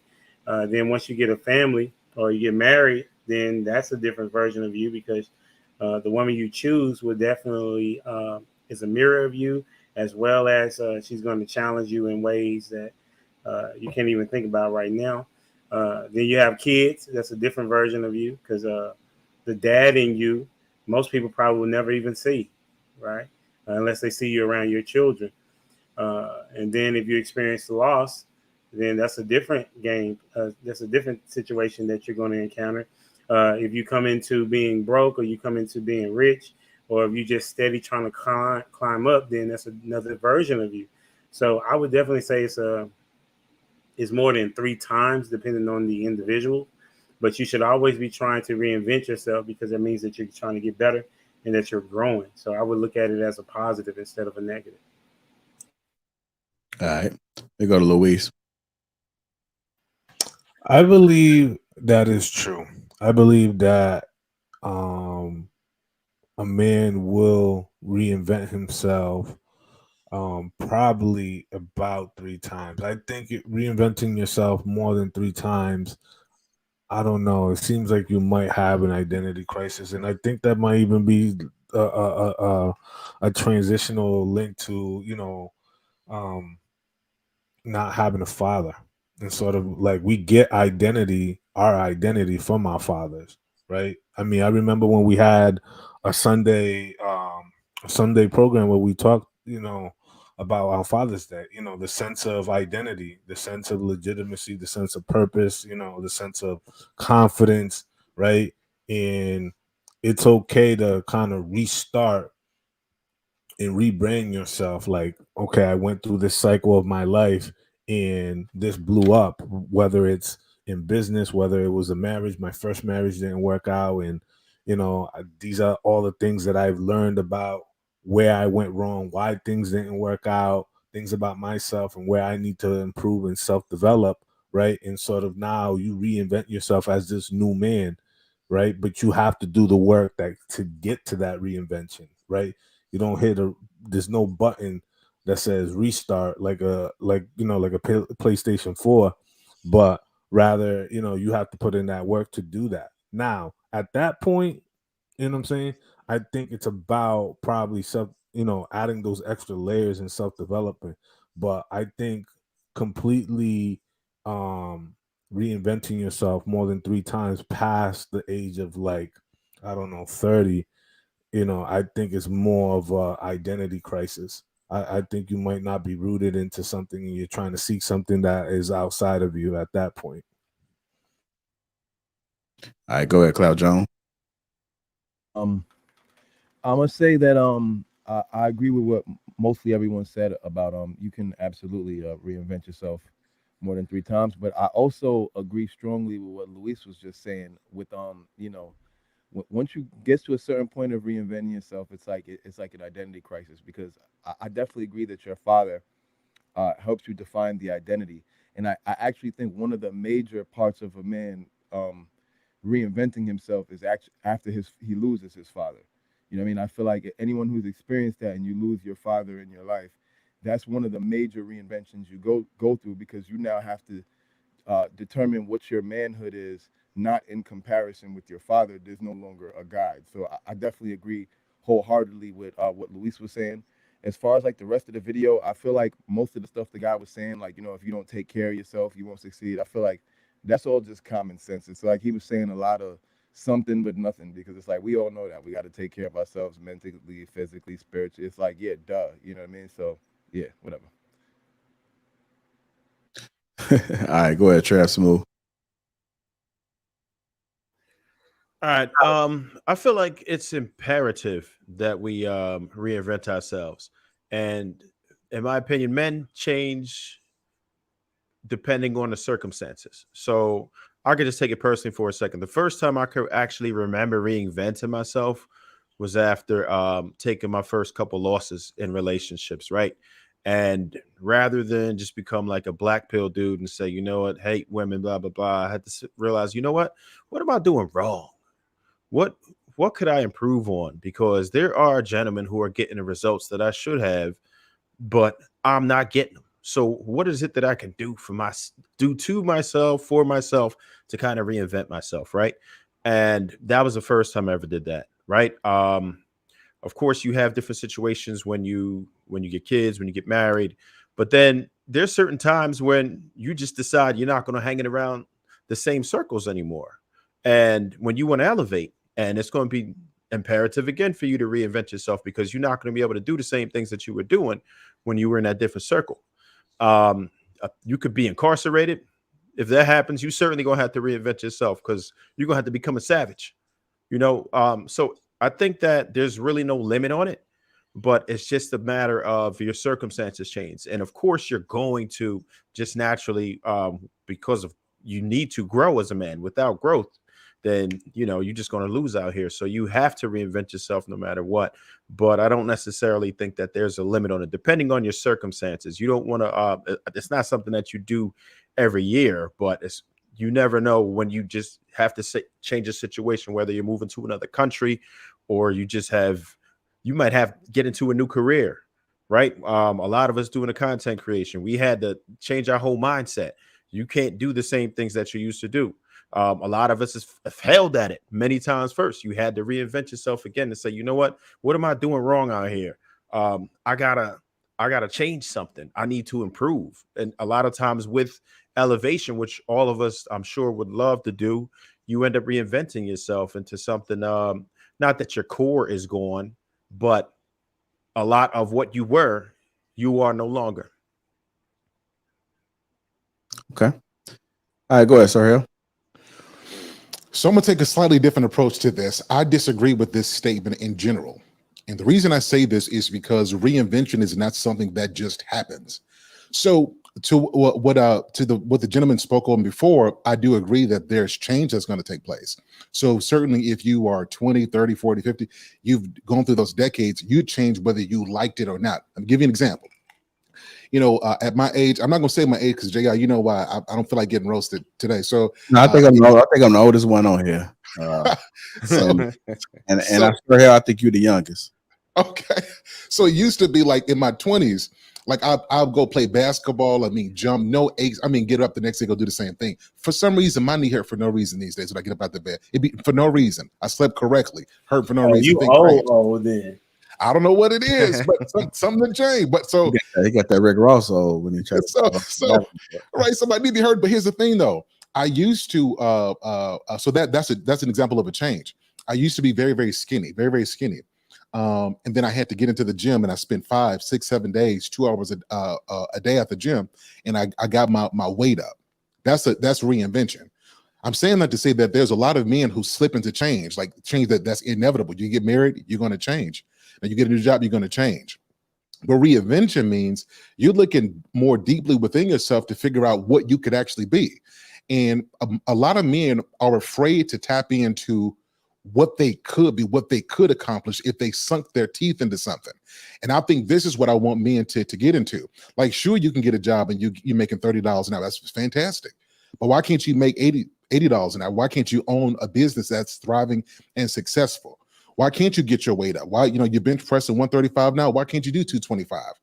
Like, this is what I'm saying. Reinvention is not just going along with the change and then making the best of it. It's being proactive and going after a goal that forces you to become something different so that you get outcomes that you wouldn't have had otherwise. So to answer this, I don't believe that men will reinvent themselves 3 times. I do believe that winners who want to win will reinvent themselves as many times as necessary to obtain their results. And I don't think this has anything to do with cognitive dissonance of who they are, with insecurity. The higher you go, the more it's required, and that's just what it is. You want more, you want better, you've got to become what it is that you want on that level. And you should aim to that place so that when you look back 2 years from now, you look and sound like a completely different person. And that's what reinvention looks like. And that's what I'm pushing for. So no, a man won't automatically reinvent. Winners will, though. Allow me to reintroduce myself. My name is Lou. Absolutely. Yeah, but that is facts, though. That is big facts. I think everybody saw the Last Dance documentary, right? Talking about with Jordan? With Jordan. Oh, like yeah. If you pay close attention to what he talked about how he started and, when he was on the Bulls and then not being able to get over that hump, he also had to reinvent himself at that point in order to get over the Pistons, in order to get that hump and not just only stay. So that right there was a moment of him kind of explaining of him tapping into that next essential level. So that's not true, bro. That's not true.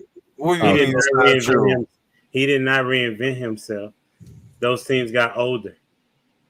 No. I'm talking about when he got when he had to make a decision about what he's going to do, because they got bounced, you know what I'm saying, out of the playoffs. They didn't make it to the finals, right?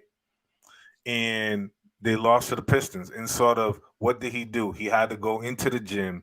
He had to put on more muscle. He had to, you know what I'm saying, learn to play different areas around the court. You know what I'm saying? He had to, you know, adopt his game, right, in order to elevate and get to that next point. That in itself is a form of reinventing yourself. Humble Dad is right. Their knees hurt. They got older. So that's why Jordan was able to take advantage of that. That's part of it. Right. That's a large part of it. But I understand your point.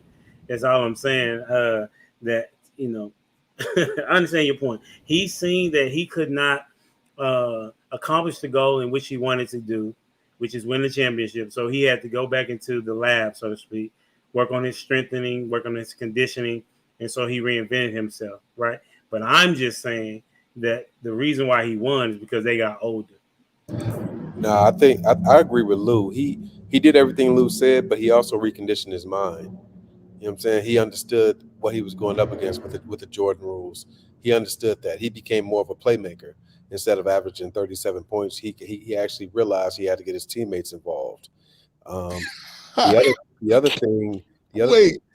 Sean, you didn't just say that in good context. You didn't just say he had to become a team player and get his team involved. I said he had to become more of a playmaker and get his teammates involved. He went from averaging 37 points to, you know, down around 32. If you really pay attention, you'll see that Phil actually told him that. You know what I'm saying? So I'm not saying that he was leading the league in assists, but he was always around 6 assists at that point. But, you know, when you look at it, he was just going to the whole 100 miles an hour, averaging 30 points, averaging 40-something in the playoffs. He completely became less of that as he got older. He started playing. He started getting his touches and playing from the mid post and from the free throw line down and, you know, 15 feet and things like that. His catch point was different. So, yeah, he definitely did recreate himself, but part of it was Phil putting him in a different position and him allowing himself to be coached differently too. All right, I do want to read the definition of reinvent just so we can set a base right here. It says change something so much that it appears to be entirely new. Take up a very different job or a way of life. So and when somebody says Jordan reinvented himself, he changed something up so much that it appeared to be new. So, I mean, that's just the definition of it. I know we use definition. Everybody have their own meaning. I think it all boils down to you being self-aware and being aware situational, because some people can improve, but some people may need to reinvent themselves, where they go in this mindset where it looks like they completely changed up. I mean, if they change it up, they had it in them because they wouldn't be able to do it. So I think some people have to look at it that way and say, hey, I'm reinventing myself. And maybe that word might trigger them to be able to think that they are presenting something new. But whatever it is you got to do, whether you're improving or reinventing, if it ain't working, if you suck at dating, if you suck at success, you're going to have to do something. And whatever word you want to subscribe to for that change, then it's up to you. But something got to change. Something got to change. So go ahead, Eric. Yeah, I like what you just said, because really, if you think about it, discovery and invent goes together, because you have to discover something in order to invent it or reinvent. So I like the way you put that. Sometimes just being self-aware and just understanding some things about yourself makes you have to go and, you know, for the question that we have in front of us, reinvent yourself. The whole thing about 3 times, I don't know about that. I think I'm just gonna be honest. I might have done that a little bit more than that, and I guess I'm trying to get the context of reinventing myself. Like, like total renovation, you know what I'm saying? Like everything in my life, or it's like certain things that I had to get a hold of, whether it be my character, my integrity, my finances, you know, how I do business, starting a business, as Sir Hill said earlier. So for me, it's like, yeah, I think for me, it's been more than 3 times, you know, the way I heard the question, because the things he talked about are all things that I had to do. Now, if he's talking about all those things at once, yeah, that's over time. True. But if you're talking about like one area or 2 areas or something like that, or relationships like you just mentioned, bruh, it's been multiple times. And can I ask a real question to all the brothers on here, Jared, if you don't mind? Yeah, go ahead. Have any of you gentlemen? I know you guys are tough and strong now. I mean, masculine, manly men. I mean, you know what I mean. You hunt your own food still, right? You don't go to the store. So I got a question for you guys. Have any of you guys ever been the nice guy, or kind of a pushover, or not as assertive as you should be? Hell yeah. Yeah. Hell yeah. I took a lot of L's. And that's why I mentioned that first, right? That was when I had to reinvent myself, because I didn't realize a lot of the things that I was doing wrong. So I feel it's valuable though, because when you learn things the hard way, man, sometimes that's the best way to learn, and with through experience. Experience is the best teacher. When you have some serious experiences and take some L's, it really builds a character. So I feel fortunate that I was able to experience that in my earlier years, because even with like a lot of the younger dudes, I could actually help them, because I know a lot of cats act like they came out of a JJ and did nothing but getting into it since they came out of it. But nah, I'll sit here and tell you, man, I sucked initially. When I was in my younger years, I started coming into my manhood when I was like maybe like 17, where I started to get it. But it took me taking a couple of L's. And you were taught to, us as men, we were taught to be nice guys. You were taught to throw your coat on the floor so they could walk over the puddle, and you know what I mean, open doors and chivalry and be nice, and women are sugar and spice and things that's nice. That's what we're taught growing up as men, right? And then we get out there, we run into these women, and they don't behave like that. And then we listen to what women say, and then we start to realize that what they actually say they like is nothing like what they actually respond to in real life. Bruh, that's a fact. Right? So you end up being a nice guy because that's what you're taught. That's how we're groomed as men. They really, when you have older people, especially real old school people that didn't have to go through all the nonsense we do today as men, they certainly told us to do that. So I've learned a lot of hard lessons, and then I ended up going over the edge too, right? And then just being like a straight savage, and it worked for me because it responded that way. But as I reinvented myself again, I realized that there's some type of balance. So what I do, the one thing that I got out of it, right? The biggest point I got out of it is humans don't respect anything that isn't earned. So when I see that somebody's willing to do certain things, then I'm willing to do certain things. If you give me that type of energy, I have no problem giving you that same type of energy. Before somebody else goes, I want to try to let y'all know that I think it's bad to tell people that experience is the best teacher. The reason why I say that is because if we're saying that experience is the best teacher, what's the point of us teaching them what is to come? Like the reason why we are the council in which we are is trying to tell them, listen, we've crossed that bridge before and we know what that looks like. So we want you to make the detour early or adjust your plans early before you have to find out the hard way. So it makes more sense to say, listen, this is how it went for me. And I think you should do a better. This is what I did. This is how it happened for me. For case in point, all right, I have a stepdaughter now, right?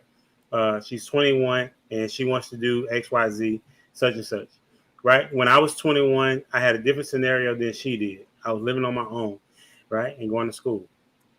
And so if I would have had the mindset of being in real estate at that time, then I would have been further along now, as opposed to saying, you know what, experience is going to be your best teacher. So just experience it. And then you'll land upon where you want to land. No, the reason why I'm telling you now as a parent, as a dad, as a father, is that I want you to be in a different position than I am.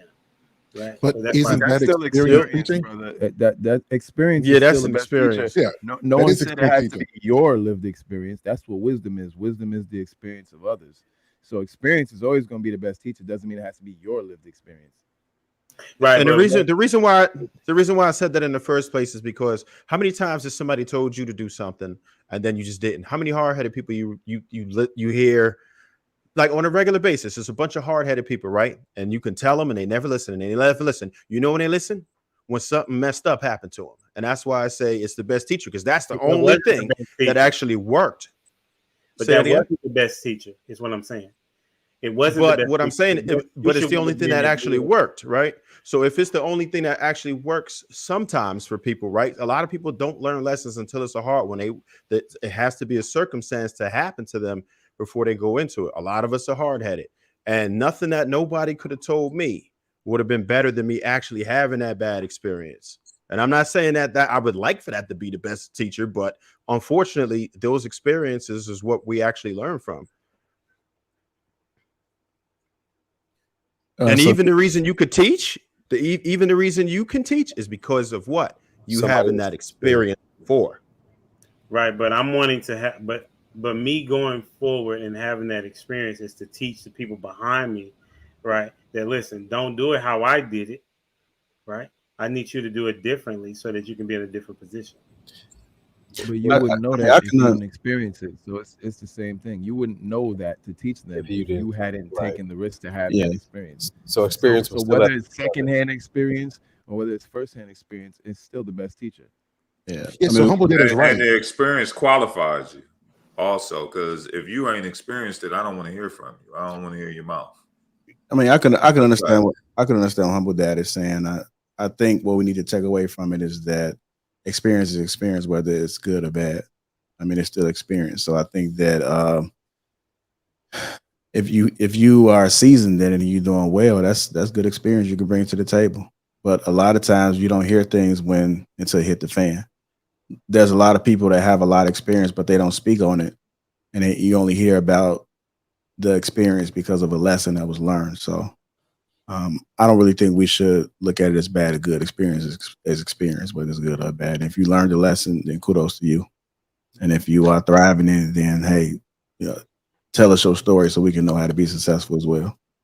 Yeah, and JR, that's why I posed that question earlier, because so when I first came into this space, everybody had Lamborghinis, everybody had mansions in Malibu, and everybody had 10 girlfriends and they was the best looking thing. Everybody in the gym 17 days a week. And I'm sitting there like, come on, like if you're gonna inspire men, like for real. So you got to give young men something to look forward to. That's the goal. That gives us something to work towards. But what we discourage a lot of men at is a lot of us, we act like we always been there. Like I know I've seen some men, if you talk to them, they've always hit all the girls, they've always had the right body, always knew what their purpose was. And you'd be like, who are you, Jesus? Like I can't really relate to you at this point. So I think it's incumbent on King Talk. Like we understand that everybody ain't a king yet, and that there's some work to be done before you get there. And in order to really give people the steps and the building blocks to have kingship, we got to have the foundation of life. And we got to let people know that you're not going to always be here, that you're going to get your heart broken. You're going to think you the stuff, and you're going to find out that everybody don't think you the stuff like you think you are. Like you're going to have to figure out that you're going to fall on your face thinking that you were going to win. You're going to have to fall, have to fail, regroup, build yourself back up again, and go do it all over again. You know what I mean? It's gonna be some times where the girl that you're with, she ain't gonna be sweet all the time. How do you navigate through that? She ain't gonna always be, yes, sir, I'll do whatever you want. Would you like a sandwich, baby? Yes, I got your bath water running. It ain't gonna always be like this. How do you get through this? I think we gotta stop teaching men and like promoting the crown, and we gotta stop and we gotta start promoting the steps to get there. Because I think we're frustrating a lot of men, and they're trying to be old too soon, because they think they got to be there at 25, and that's not the way kingship works. And I think we gotta promote that a little bit more. That you're not always going to be there. You got to be working to get there on a consistent basis, and we got to be honest enough to let them know that what you see today I'm 35. It took 35 years for me to get here. So what I want you to do, to Humble Dad's point, I want to give you a 10-year head start. Now you're gonna make your own mistakes, but let me give you this 10-year worth of game so you can be where I'm at in 10 years, and we can keep on doing this in our communities. Yeah. Is it cool? Is it cool to still say you struggling right now though, and still be a king? Because I like in my history and what I've studied about kings struggle. Yes, sir. I think that's the only thing I have pushback on what you said. It's like you still a king because kings struggle.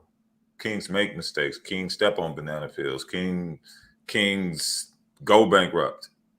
You know what I'm saying? Kings do things that may not be good for everybody in the kingdom. But the cool thing also that I would, it's not that I'm trying to say what king talk should be, but the coolest thing I hope this does is it helps people to understand that you can step on that banana peel, but you can get back up and get with it. And that, you know, it's not a judgmental space, but it's like, yo, you know what? Or if you see somebody about to go down the road, you're like, you don't want to do that. Or as my brother said earlier, or, hey, man, you really need to put your money here. But that's the only thing that I would say about what you said is like, I think all the brothers here that are listening are kings, but it's just all about what you do with your kingship and how you serve when you're sitting on that throne. All right. Hey, humble dad, I want to make sure we didn't take away from your point. Did your point get put out there the way it needed to be? Okay. All right. Yeah, I think Sir Hill spoke on something that was real. You guys agree with Sir Hill, what he said? Okay. Yeah, I think we do need to talk about they need to be a little bit more transparent as far as the hardships, because you don't really hear that often. I tell everybody, I tell you guys, I'm not perfect.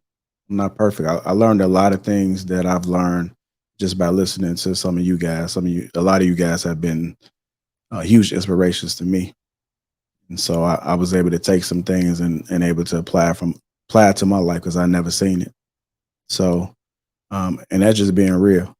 I'm still learning. There's a lot of things that I don't have it all figured out. And I know a lot of people approach me and talk to me and they think that I got it all together. You know, I'm working every day just like everybody else. You know, I'm trying to figure it out, and especially with everything that's happened with the crew. You know, it's always a hit, and you just keep pushing, and you keep. The one thing I like about myself is I never give up, and I've seen these things happen over and over and over again in life, and so the one thing that you got to keep doing is you just got to keep moving. You can't focus on what everybody else is saying, what everybody else is doing. You got to do what's best for you, and you got to keep going. I don't let outside noise, other people determine my success. If I'm gonna fail, it's gonna be because I decided to fail. So even in the midst of everything, I can see and I can hear, but what is that gonna do? I like to focus on what's gonna put me ahead. And sometimes when you get a change, so sometimes the change is for a good. You know, sometimes you got to move up in a different direction. Sometimes you got to start adding things. Sometimes change is good. And I think a lot of people, when they see change or change is brought upon them, they always think that it has to be negative. Is there anything positive that you can take from it and apply it to your situation? So it's all about how you channel that energy. So when circumstances get uncomfortable and you may not like being there, what are you going to do about it in order to overcome it?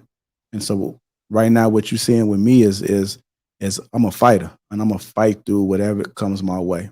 You got one life, and I'd be damned if I let anybody determine what type of life that I'm going to have. So just being transparent with everybody, I don't have it all figured out. So I thank you guys for all your perspectives and your insight and all your experience, because it's much needed for me too, being a leader.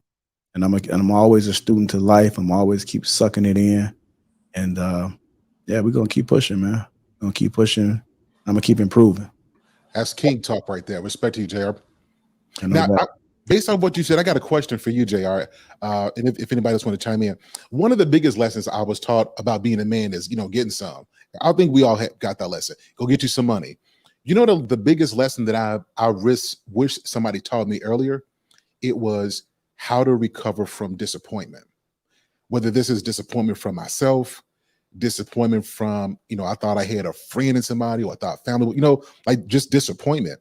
I wish that lesson was taught, because I think a lot of people get stuck at disappointment. And the deeper it is, it could make you just say, forget it, or I'm gonna do something different, or maybe I'm going down the wrong path. So JR, to you and to all the men, what's the lesson? How do you overcome disappointment and use it to your advantage? One thing I always tell everybody is that's a part of life.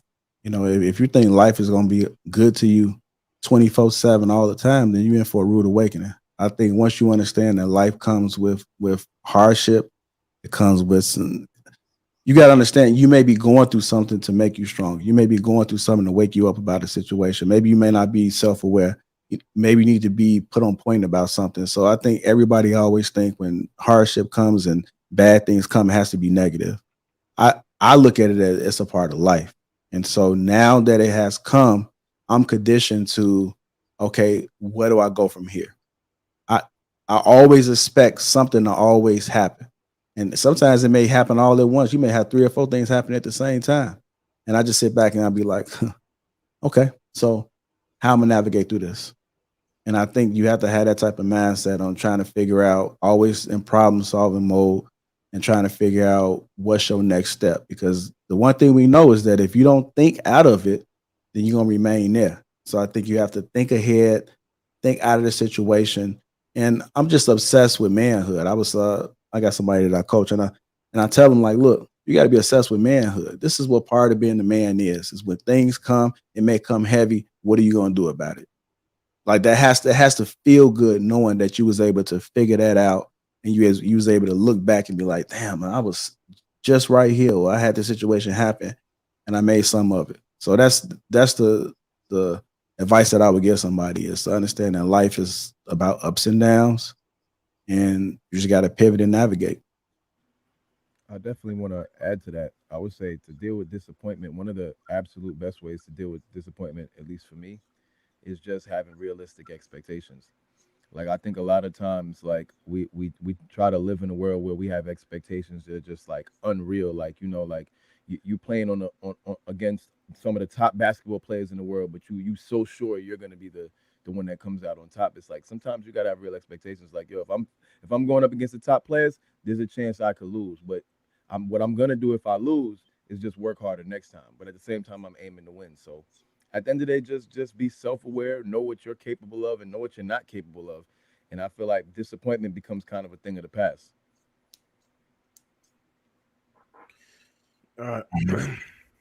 So one thing that I learned how to do is I call myself a hybrid now. So I'm fueled by love and hate, fortune and adversity. So no matter what comes into my life, I try my damnedest to use it for motivation, no matter what circumstances I'm faced with. And when there is some type of a disappointment, it's going to happen. You're going to be disappointed every day, right? People are going to turn on you. It happens. Friendships that you had out of nowhere, they're no longer good. People do weird things, man. It's a lot of weird people that just, for no reason, sometimes they just going to disappoint you. You could lose your job. A lot of things can happen. You could lose your home. You could lose your girlfriend. But no matter what, you can't focus on it, right? Once something happens, I process it. I don't take a lot of time to process it, and I keep it moving. I focus on my goal. I focus on where I want to be. And you have to be passionate about it, and you have to believe it. You have to not be able to see it any other way. Whatever your goals are, you have to have a laser focus on it and not see it any other way. Nothing's supposed to be able to stop you or discourage you. If you want it bad enough and you're willing to put the work in, you can have it. As long as you have realistic goals, whatever it is that you want, you see a path, you come up with the practical plan, you go for it, and you're going to get it. You might have to be resilient, but it is what it is. You have to do it, and you can't focus on the negative. That's the main thing. Anytime something happens, you have to find a way as a man to process it, right? And in a positive manner, right? If you need to, go hit the gym. Just be productive with yourself, work on a project. And that's how I cope with a lot of things, man. Anytime something happens, there's plenty of things that we could all be stressed about, but I try not to allow myself to stress ever. I just work on my goals. I keep myself busy with my goals and balance. You balance your family time, and the rest is all towards your goals. Absolutely. All right. We got to get to this last topic real quick, man. I know people got to get up out of here. Hit that like button. Also, make sure to subscribe to the channel. Shout out to Crew Season with the $10. Says love to my brothers in chat. Dope conversation. Appreciate that. Trill Andrew Dale $5 says change is one of them. Is the one constant since it will happen. Just decide what change you want to become. If you're not changing for better, by default, worse comes. Andrew Dale again, $2 says to live is to grow and to grow is to change. And Andrew Dale again, $5 says tribulations work patience and patient experience. Patience gives you the ability to learn and gain the experience needed to grow and change. I want to say thank you, Andrew Dale, for your contribution. Quote James right there. Quoting James. I respect to that. Yeah, let's go ahead and get to the meat of the conversation. We know the ladies like the meat. With that being said, when a man falls short in fulfilling his responsibilities, his partner's respect towards him dwindles. Here we go. Performing at a low level, and he starts letting himself go and starts performing at a low level, and he starts letting himself go physically, letting himself go mentally. He is in a shitty financial situation because he is not a chance taker. He is not a risk taker. He is not an entrepreneur. He can't build anything. He's just a 9-to-5er. When he has that type of mentality and he's not progressing and growing, the woman starts disrespecting him because he's not executing at a high level. 90% of the time, women are accurate for feeling that way. All right, let's go ahead and get into it. When a man falls short in fulfilling his responsibilities, his partner's respect towards him dwindles. So I'm going to go ahead and go with you first, Eric. What are your thoughts about it?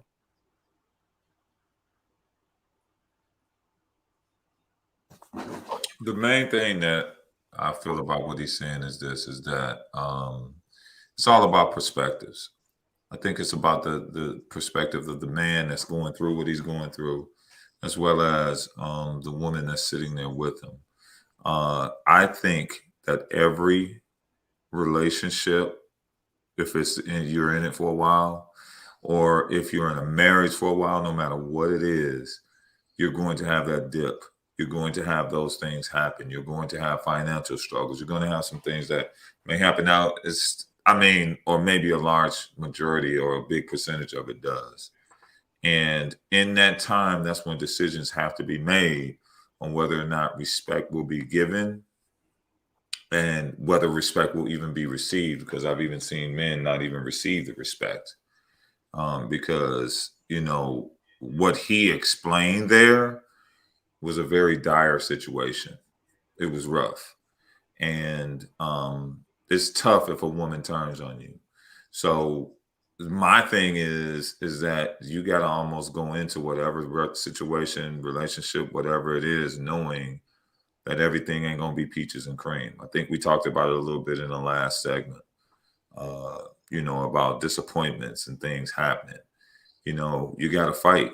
And the thing about it is, it's cool if one person is fighting, but the other person has to fight as well. And some of the things you have to fight is not putting down your partner, not disrespecting your partner, and then also being able to receive constructive criticism if you did step on a banana peel, like I said earlier. So that's how I feel about that. All right, let me go to Trev Smooth. What are your thoughts about it? Slippery slope, man.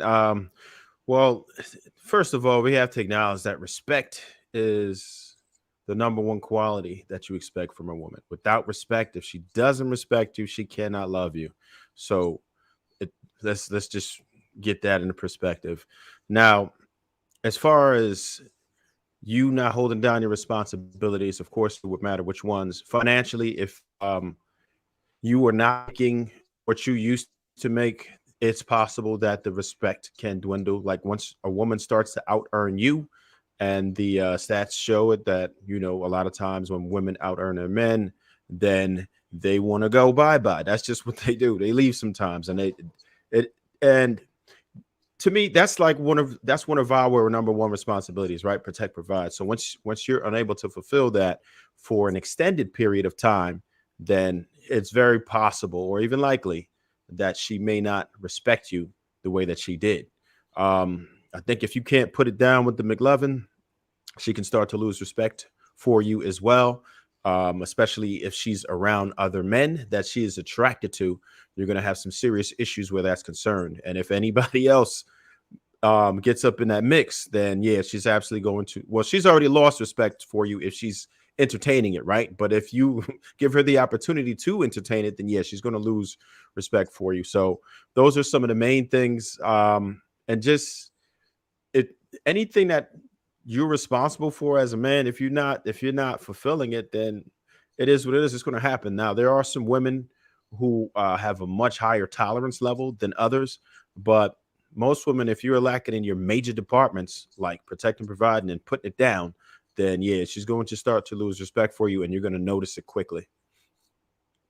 All right. I'm going to go ahead and go to Sir Hill next. What are your thoughts about it, sir? I'm ticked off by what he said. I'm completely ticked off, and I'm going to tell you why. What? If we're starting off a relationship, and when you get with me, this is within the first year, you know, I'm paying for dinner, I'm helping you pay your bills, and then I dip. Well, because we started off that way, I can understand how you lose respect. But if a woman is telling me she's been married to a man for 10 years, who has been a rock solid dude, who has been a provider, a protector, a lover. Even when she plumped up from eating Hot Pockets and Ruffles, he still loved her. And she's telling me that after he reaches a point in life where he takes a dip, she started losing respect. We should play that clip that you played before this about that man telling the other men to let that woman go. Because any woman who can't see that you have been there, you have been stable, and you don't have the space to go through a very human experience without risking respect from the woman who said, I'm going to love you for better or for worse, she lied and she doesn't deserve you. So let her go entertain the dudes at the office parties. Let her go entertain that, because I guarantee you, after she leaves you, she is not going to find better. There's stats to back that up. A lot of women like to be around other men because they feel sexy and they feel wanted. But ain't nobody else going to take your plump stuff. If you can't respect your husband now when he goes through the pressures of life, no real man wants to make you his problem. None. Right? So I'm kind of ticked off by this, because we're giving men this advice, and men are working themselves to death. They're saving up for retirement, and after he passes away and has never been happy, she's going to live off of his retirement and then move a boyfriend into his house to benefit from your hard work. So no, if you are married to a man and he dips, that's when you get your behind up, you go to work, you help that man out until he recovers. That's what a wife does. And if she's not doing that, she doesn't deserve that man anyway. Yeah. Sir Hale, just for the record, I'm ticked off by what I said too. It's just an unfortunate reality of these women these days. No, you're right with what you're saying, and I just wanted to say the other part, because what you're saying, how it is right. But I want women to understand, if you will lose respect for a man who's been down for you, you don't deserve to be married. You deserve to be single. Let him go find some other woman who you think is less cute than you, who's less thick than you, who got a less education than you. Let that man find a wife, and you go hang around waiting for winners.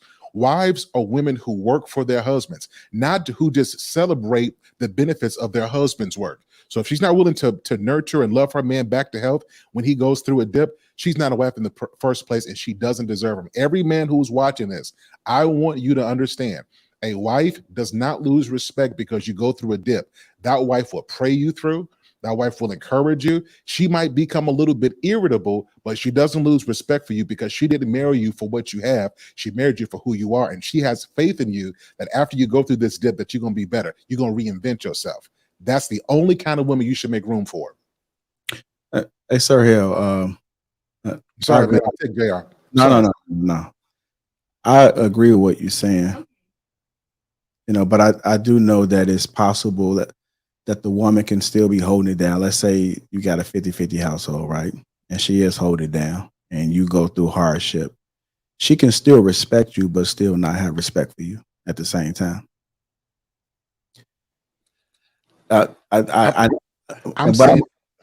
Listen, on the outside, she's respectful.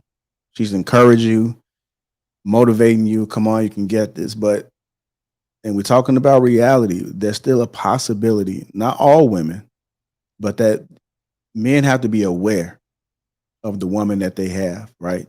Because, I mean, you can be fooled. You can be 27 years in and you think you got, I mean, look at the splits that's happening now. Somebody else just split. I don't know who it was. Some white couple split or something, 27 years. I don't know. I just ran across it. But there's a possibility that your woman, the outside, it looks good. In front of people, everything looks good. In front of family, everything. And it just comes out of nowhere because she was not respecting you for whatever reason. Maybe it could be a character flaw. It could be finances. It can be, maybe you just fell off in the bedroom. Something. So I just think we talk about reality, we have to be aware that these things occur, and it's not necessarily anybody's fault. Sometimes it's depending on how that woman is wired. You know, I mean, think about how men fool women. It happens on that side too. Men fool women the whole entire time. And it could be something that they're not being fulfilled, and they don't, and the woman doesn't find out until later within relationships. So it happens up on both sides. And I just think it's part of us. We need to be aware of the person that we choosing to do life with. And we got to understand their nature. And sometimes it's not a bad thing. You just may have a woman that just may be hypergamous. And if you're not providing, you're not that guy that you was in the beginning and you fell off, then you got to understand it comes with it. Now, so JR, I'm not disagreeing with what you're saying. Like I agree with what you're saying. But if we're talking about marriage, and we talk about long-term relationship, I get with you. You get married. Listen, there's a lot of ladies who be like, I need my man to dick me down real good. I need him to be the maestro. And all she do is lay there. And she done gained 50, 60 pounds. She don't do her hair like she used to. Things have changed. And we are tasked with looking beyond those things and loving her for who she is. I'm just saying, if we're saying marriage, do not expect more from your husband than you're willing to give.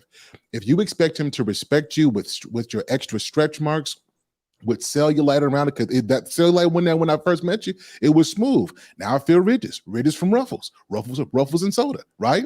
So if you want me to respect and love you with ridges, you got to respect and love me when I go through difficult times. And if there might be some issues where, now this real king talk, so let's go here. There may come some times where I'm stressed out about life and I can't perform in bed like I should. Well, they got Victoria's Secret to handle some things like that. There are different ways we can make this thing work. There's one way to handle this business. Married for better or for worse means just that. That means when I don't like you, I still got you. That means if you get cancer, I'm still here. I mean, your teeth fall out, I'm gonna still love you. Won't get you some dentures, but I'm gonna still love you. You start getting, alopecia, I still got your back. You gain a little bit of weight, I'm still here for you. Maybe making as much money as like you used to, I got you. You don't look like you used to act, I am here. That's what marriage is. And part of the reason why marriages aren't working anymore is because people are marrying for the look and for Facebook pictures and for reels and to say, look at my ring and this is marriage goals. All that is BS. You're marrying a person for life. And that means you're going to be married to them through good times, bad times, ups, downs, hot, cold, sad, happy. It's through the vicissitudes of life. And if they don't have that mindset, my goal to what you're saying is that's reality. I'm speaking to, for those who are serious about marriage, you're going to go through this. And I'll end by saying this. A lot of people who will walk away from people because they dipped, end up dipping later. I've seen real stories where women have left good men who took a dip for a little bit. He ended up getting back up. She ended up getting sick and died lonely. I'm telling you, this is some stuff I've really seen before. How you treat your husband or how you get out of responsibility, you're going to reap that later. Like people, we say things like you reap what you sow, and we think that just means things. Now we're talking about people. How you treat the person when they're down, it's going to come back around. Because as all of us are living, we got up days and we're going to have down days. And if you leave somebody when they're down, you can't be mad when somebody leaves you when you're in that same predicament. Sir, I agree with everything you're saying. And I'm not going against you. I think that that's the message that everybody needs to understand and hear, that that's what marriage is. That's what I learned just listening to you guys, right? You know, you take those vows. It's people that will go to church and they will hear the sermon and they know better and they can't control the way that they feel because they're not mentally strong enough to be able to handle the situation that's going on inside their house. And I just, if somebody's sick, I think that's extreme, right? But I think as men, we still have to be aware of how your woman is wired. You have to be mindful of it. Doesn't mean that she's gonna leave, but I mean, if y'all ain't doing nothing in the bedroom and she's supposed to be your wife, then you might as well say she ain't left. Because I mean, that's like a domino effect. If she ain't giving up them damn draws, or y'all having some hard times, then y'all got some bigger problems. So I just want people to just to be aware, not saying that it's going to end that way, but just at least be aware that you may have a wife that could be wired that way. And not saying that you can't never overcome it. It may take some time. Sometimes she may learn to overcome it within that marriage. You know, maybe she might have some outside sources, or maybe you have to go through some things in order for us to get there. But at least just be aware of the possibility. I think it's interesting. The interesting part is that the word that you used was partner. Can you hear me? All right. Oh yeah. Sorry about that. I was talking to Trick about. Yeah, sorry about that. Yeah. The interesting part is that it says partner respects towards him dwindles. You know, partner could be somebody that they're just living with, right? That's very possible that she now respects him, doesn't respect him, but as a wife, he chose her because of the level of respect. More times than not, that the guy said, you know what, I love the way that you respect me, as opposed to some of these other women out here. So if she transitions into not respecting him, then I personally would look at what did he do differently, right? What did he do differently to make it to where you said yes, that this is the one that you wanted as a wife, but now all of a sudden she now doesn't respect you because you're not fulfilling your responsibilities. Now, if you're not fulfilling your responsibilities as it relates to the covenant, then she has a reason to lose respect for you, right? Like if like the covenant is for you to be faithful to her, and then one of those responsibilities is that you're not faithful to her, right? Then she has a particular reason to be not disrespectful, but lose respect for you. If you are, you lose the money because you made a poor decision. It depends. I mean, is it a continuous thing where you're gambling away the money, and she's talked to you about, the spending has affected what's going on in the household? Then yes, I mean, obviously she would lose respect for you, right? So it's really context to it. I mean, if you are falling on hard times and you still have your principles and your values and your character and your integrity in place, then that means that yes, your responsibilities are not there now, but that doesn't mean that you're not going to get them back, right? So if it's a point of where you're not trying to get them back, then I can see why she would not respect you as much, and she has every reason to be, and from my perspective. What's up, Trigger Mike? What's up, fellas? Excellent convo. Can y'all hear me? Yes, sir. All right, I just fixed this mic. Dan, I think everybody made awesome points, and I guess I'll speak to them because I can't really, be on one side. But what I can say to the men and what I've seen growing up in a culture of marriage, everybody in my family is married, right? One of the things that I think I've noticed on the male end is that we're too hard on other men, and one of the things that I've noticed is a woman has a right to disrespect your complacency. That's about it. All right. But men should not accept disrespect for circumstances that are out of their control. And that is something I've seen with this particular generation, is that because other men are hard on you because things aren't perfect, which makes women think they have license to then be hard on you in addition. Right. So right now, there are men losing jobs, huge scale jobs, Amazon, Google, all of that. And we're in a a system where you lose your job, you lose your house, right? So, this man has been working, putting on for the family and everything, and all of a sudden he falls on hard times. I have seen marriages the entirety of my life, and I know I have multiple doctors in my family, several millionaires, and not one of them has not fallen on hard times because of something that happened outside of their control. What I do see the difference between the men in my family, so to speak, and other men like them, they do not accept that disrespect from their woman. It is generational now that women think they have license to talk down to men that fall on hard times. You said you took a vow for better or for worse. You need to mean that no matter the circumstances. If he gets complacent, sure, and anybody can understand that. But men in general hustle to put on for their families, provide for them, despite all that is going on. If it's bad circumstances, loss of job, loss of opportunity, you can't lose that hunger, but you don't accept disrespect from your woman for anything else. Right? If you're out here trying to find opportunities so y'all can keep the same standard of living and all of that going on, then absolutely you're doing and you're holding up your end of the bargain.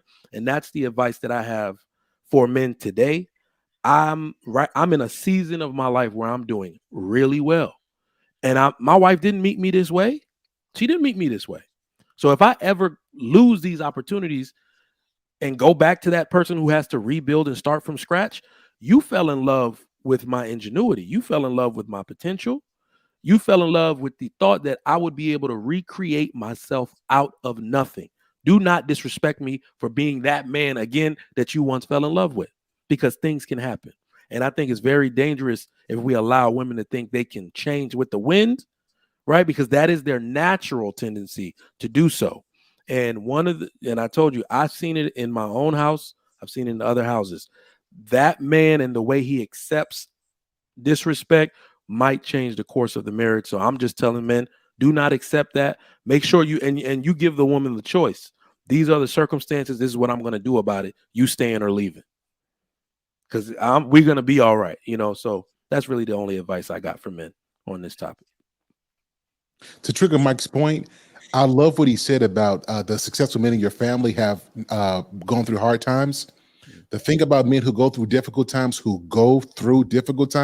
they always win again. Yep. And this is why it's important for wives to understand that if a man is working, downs don't always stay down. They eventually turn around. So you got to stick with that. And this is why I say, if a guy is with a woman and she shows signs that she's not in it for the long haul, like, look for that stuff early, bro. Like this is why I always tell people, like, in today's world, I don't believe in dating. I believe in dating after marriage. I believe in friendship, courting, marriage, and then dating. The reason why is because a lot of men don't get a chance to see how a woman really is in different seasons of his life. And so to JR's point, we end up marrying somebody who, as long as things were good, we've only seen the good side. We have no context for what life looks like when things go bad. So this goes into vetting, but this goes even deeper into friendship. You got to know how she handles difficulty. If you want to get to know her, don't ask her where she got her degree from. Don't ask her, is she an entrepreneur? Ask her how she deals with difficult times and wait for her to give you a response, because how she handles and deals with conflict is ultimately going to show up in how you guys do it when you guys are together. Mm-hmm. I agree with that. Please, want to chime in on it? Anything? Man, you really want me to go after Reverend Sir Hale and Trigger Mike? Come on.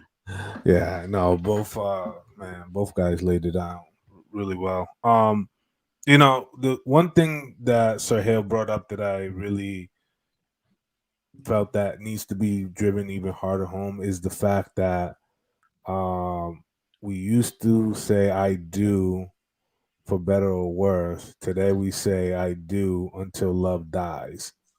And sort of there seems to be an expiration date when people have conversations about staying together for the long haul, and what are those foundational pieces that keep people together. Respect has to be something that is shown from the very beginning. And I do agree, we don't get to see everybody in all different seasons. Unfortunately, I just think that the climate of how people tend to kind of come together in dating, and this obviously the idea of courting is very is one that's only talked about only in certain types of households or community. I don't think it's really talked about enough or practiced enough. And that gives the reason why we have the type of results that we do. But yeah, no, respect is heavy. It shows how other men will view you. Because I mean, just stop and think about it. Imagine you being out with your wife or your person, and there's an issue or conflict that arises, and she disrespects you. Not only that she disrespects you, but she disrespected you in front of other men. That is a huge blow to your manhood and your ego, right? That is, I would probably think that that's a much difficult mountain to climb back out of than her just disrespecting you, because I believe at least you have the opportunity to lay down the non-negotiable boundary of that this can't occur, or you know what I'm saying, or we're going to have to delegate and move in other ways. But yeah, definitely respect is key. I agree. What you over there thinking about, Eric? I said all this in the beginning. Yeah, mic drop. Mic drop. Anybody got any final thoughts on this? Final thoughts. Let me get to these super chats real quick. Trigger Mike, $10 says Sir Hell from the free throw line. Trigger Mike again says corrections. I'm in half court. I don't know why I got a damn delay. JB, what's going on, brother? 499 says, since Sir Hell brought up dentures, I can't wait to be 80 years old getting head from my lady with her dentures out. To death do us part. Hell yeah. At Kelly Connections 199. Shout out to Kelly. Appreciate all the kings joining on 4th of July. Andrew Dale, $5 says, we date vet with discernment. They can't hide themselves. Their true selves will shine through. If you don't pay attention, you'll pay someone. I'm just saying. JB again. 499 also a member says Trigger Mike told his wife he was a Nigerian prince and she still hasn't found out the truth. Lastly, we got Kelly Connections again, 499. My bad. I got a delay, so I'm double clicking. Money is not everything. Get with a woman that will rock with you homeless. Be with someone that is with you for you, not what you have. Hey, I want to meet that woman. God, homeless? Okay, woo. You got a real. I mean, I've seen it on the street once in a while. You catch a homeless couple. Yeah. But one thing that we, the main way you'll be able to find out is through the vetting process, of course. Like a lot of us men don't take that much time to really vet women, and we go in looking for the wrong things, and then you're going to find the wrong things. So if we go into chasing somebody just because they're beautiful or this is a bad chick to have in my arm, that's not really going to cut it. That really doesn't have anything to do with how this woman's going to hold you down and how she's going to be supportive. And just like women, they do they test in the beginning, right? I think we should do some tests as well. So, like, I'm the type of dude, I will tell a woman no just because. You just have to say no sometimes just off GP to see how they will react, especially during the vetting process. Like, you have to be like, no, you know what? Just no. No, and you don't even have to give a reason. You shouldn't give a reason. Just see how she's going to react. If she can accept that, accept when you're without, then you might have a shot with that. But if you always say yes, and then all of a sudden later on, you're like, no, she's not going to really understand where that's coming from. So you have to, or at least you should be able to say, all right, well, I know how she's going to react to this. And you have to also look into the background. I don't think enough of us take the time as men to look into women's backgrounds and see what their relationship with their father was like, see what type of home that they grew up in, see what their family dynamics are, because it's important for them to be able to understand that. So they're going to bring those characteristics into your household ultimately. So we just have to take more time vetting.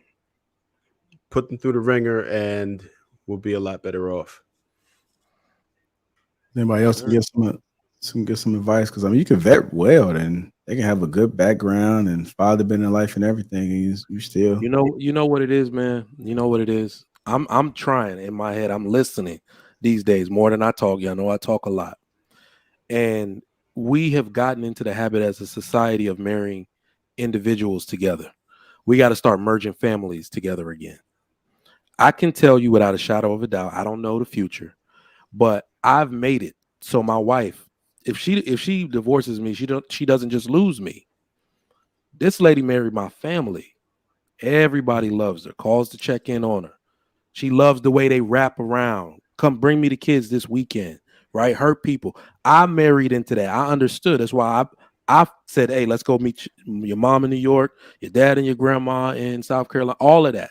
So if we get back to that, people have to be fearful of losing more than just you, right? So it used to be the merging of families, and we kind of have to get back to that because people leave people. That's really what it is. I'm dissatisfied with this person, therefore I want to leave. But it's extremely hard to leave a family that has loved you, that has supported you, that that you want to do well. Like I've started again asking women, or especially women that are divorced, did you have a good relationship with your mother-in-law?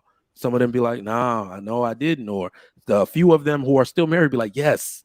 And I ask, are you afraid of disappointing her? Do you want her to believe that you are a good wife? Yes, I do. And that's extremely important, right? That woman is more likely, I promise you, to stay with her husband simply because she has other things to be accountable for. So I would say my advice, vet the woman's family. And it's not impossible, but if you got one of these women whose mom acts like she can just take you or leave you, you might have a problem on your hands, bro.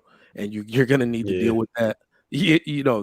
I'm telling you, some of those moms are the biggest thorn in any husband's side, right? So be aware that you are marrying into a family. Do you like that family? And do you believe that they will encourage her to stay married to you? I want to ask this question real quick. Kelly Connection has brought this up, and we hear. I've heard a lot of people bring up connection. You guys have it all wrong. Connection is everything. What do you gentlemen feel about connection? It ain't shit. I don't like connection. I'm joking. But the only thing I'll say on connection is that some women have it wrong. They're out looking for a connection. The connection that people or that she's talking about is not found, it's built. So as long as women understand that they get a man of good character and great values, you can build that connection.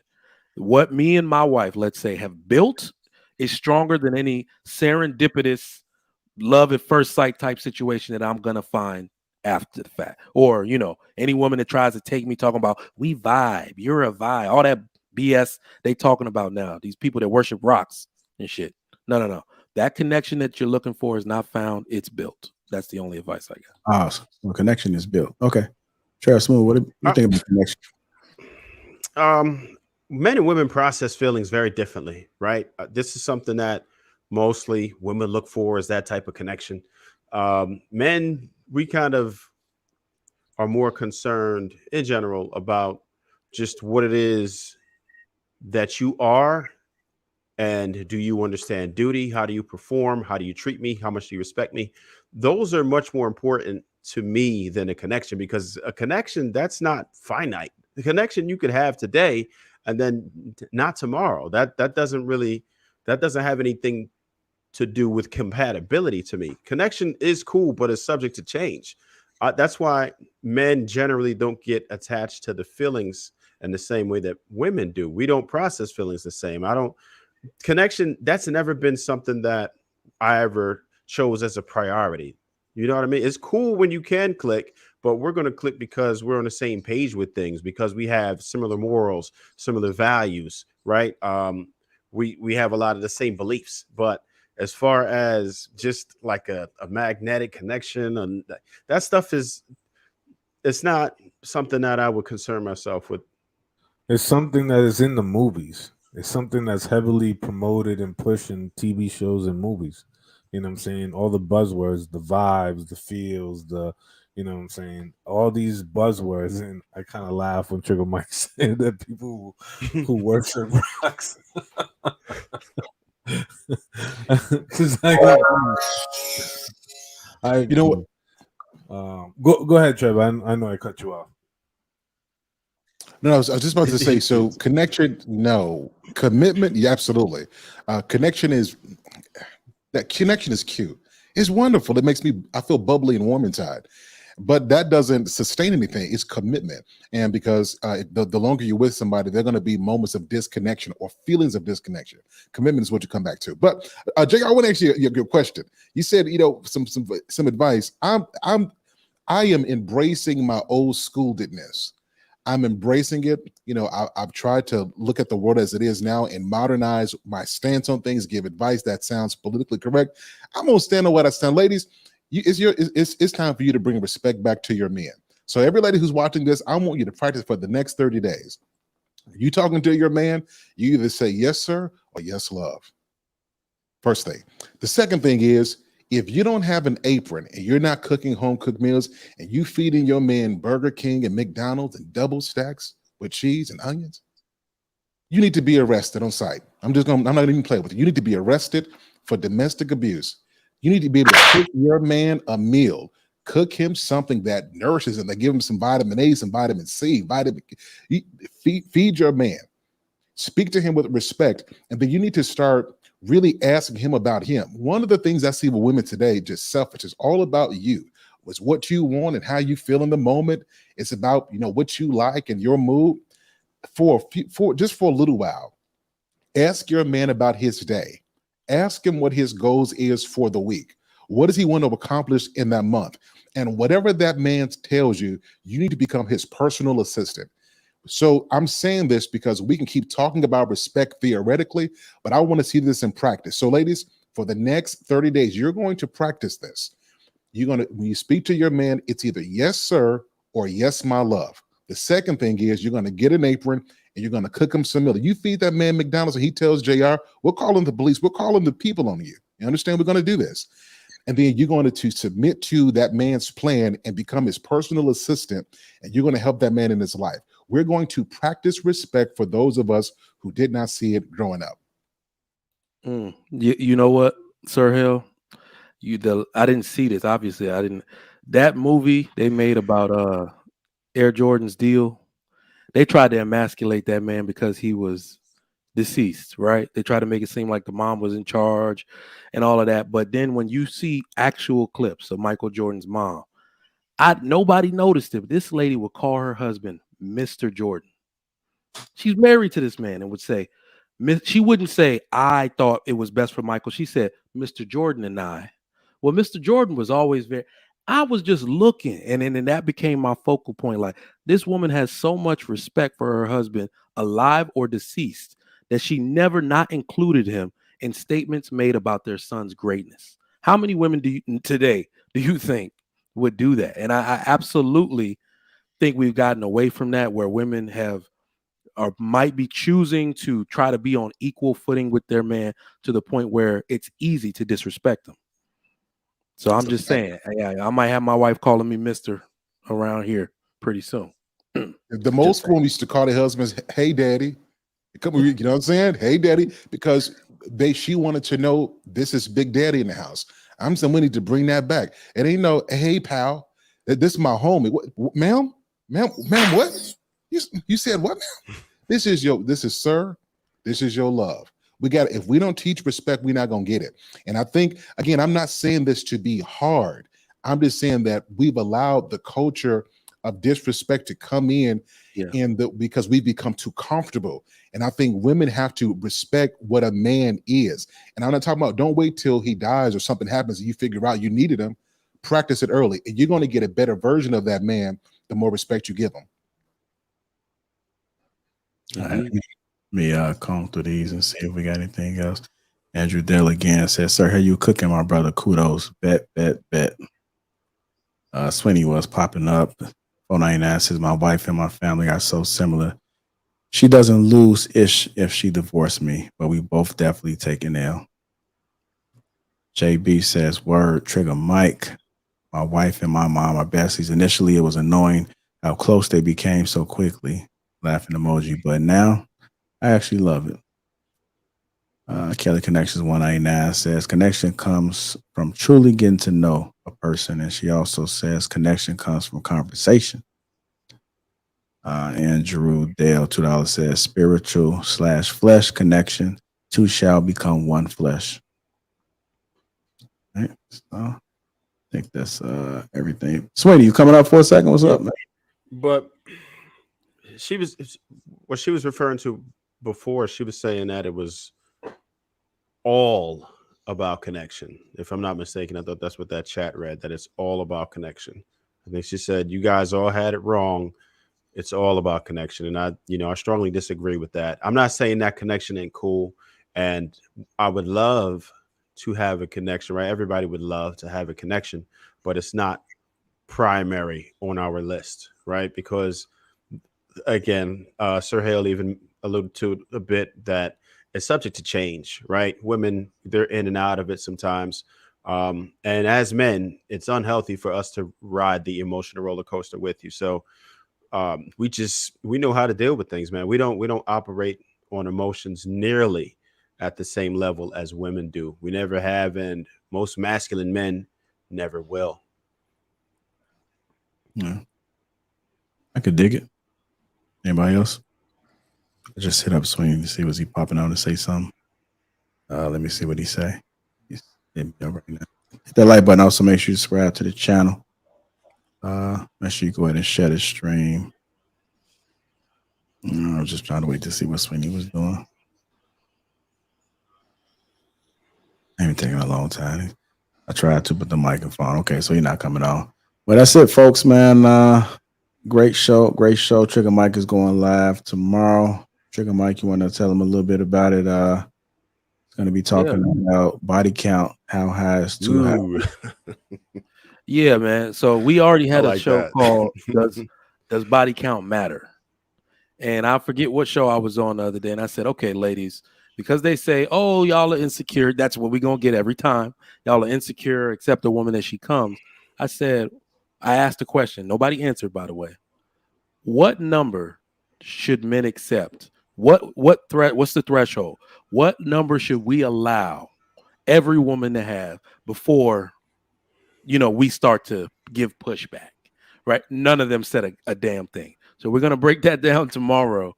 If you indeed, body count does matter, but if you believe it doesn't matter, how high is too high? What number are men allowed to say this is no longer wife material, girlfriend material, etc.?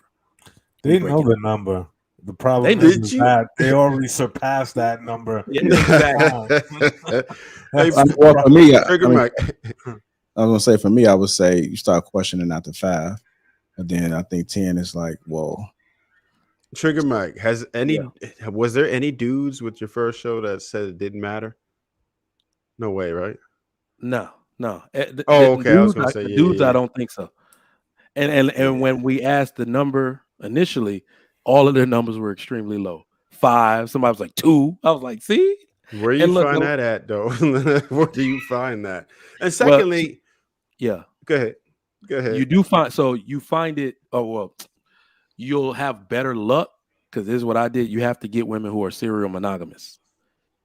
That's basically the way to do it. When you meet their family and she talks and says, well, I was in a relationship with my college boyfriend for 3 years. Then she said she had another boyfriend. Then she met you right after that. That's probably your best bet. These women be coming up with these predetermined stories, right? They be having No. I'm saying it has to be validated through other sources. Like, If you can validate it, exactly. They'll be saying anything. They'll be saying because they sure do. Well, don't gotta look up on this, Trev. Like, so it's a couple of things, and I don't give up this game for free, but I feel compelled to do so tonight on the Lapeef Network. So, fellas, I tell you, number one, if she only microwaves her food, she done been around the street. If she, this is gonna hurt a lot of you guys' feelings. If she wear white toenail polish, you need to focus on yourself, focus on your dreams and on your ambitions. You just don't know.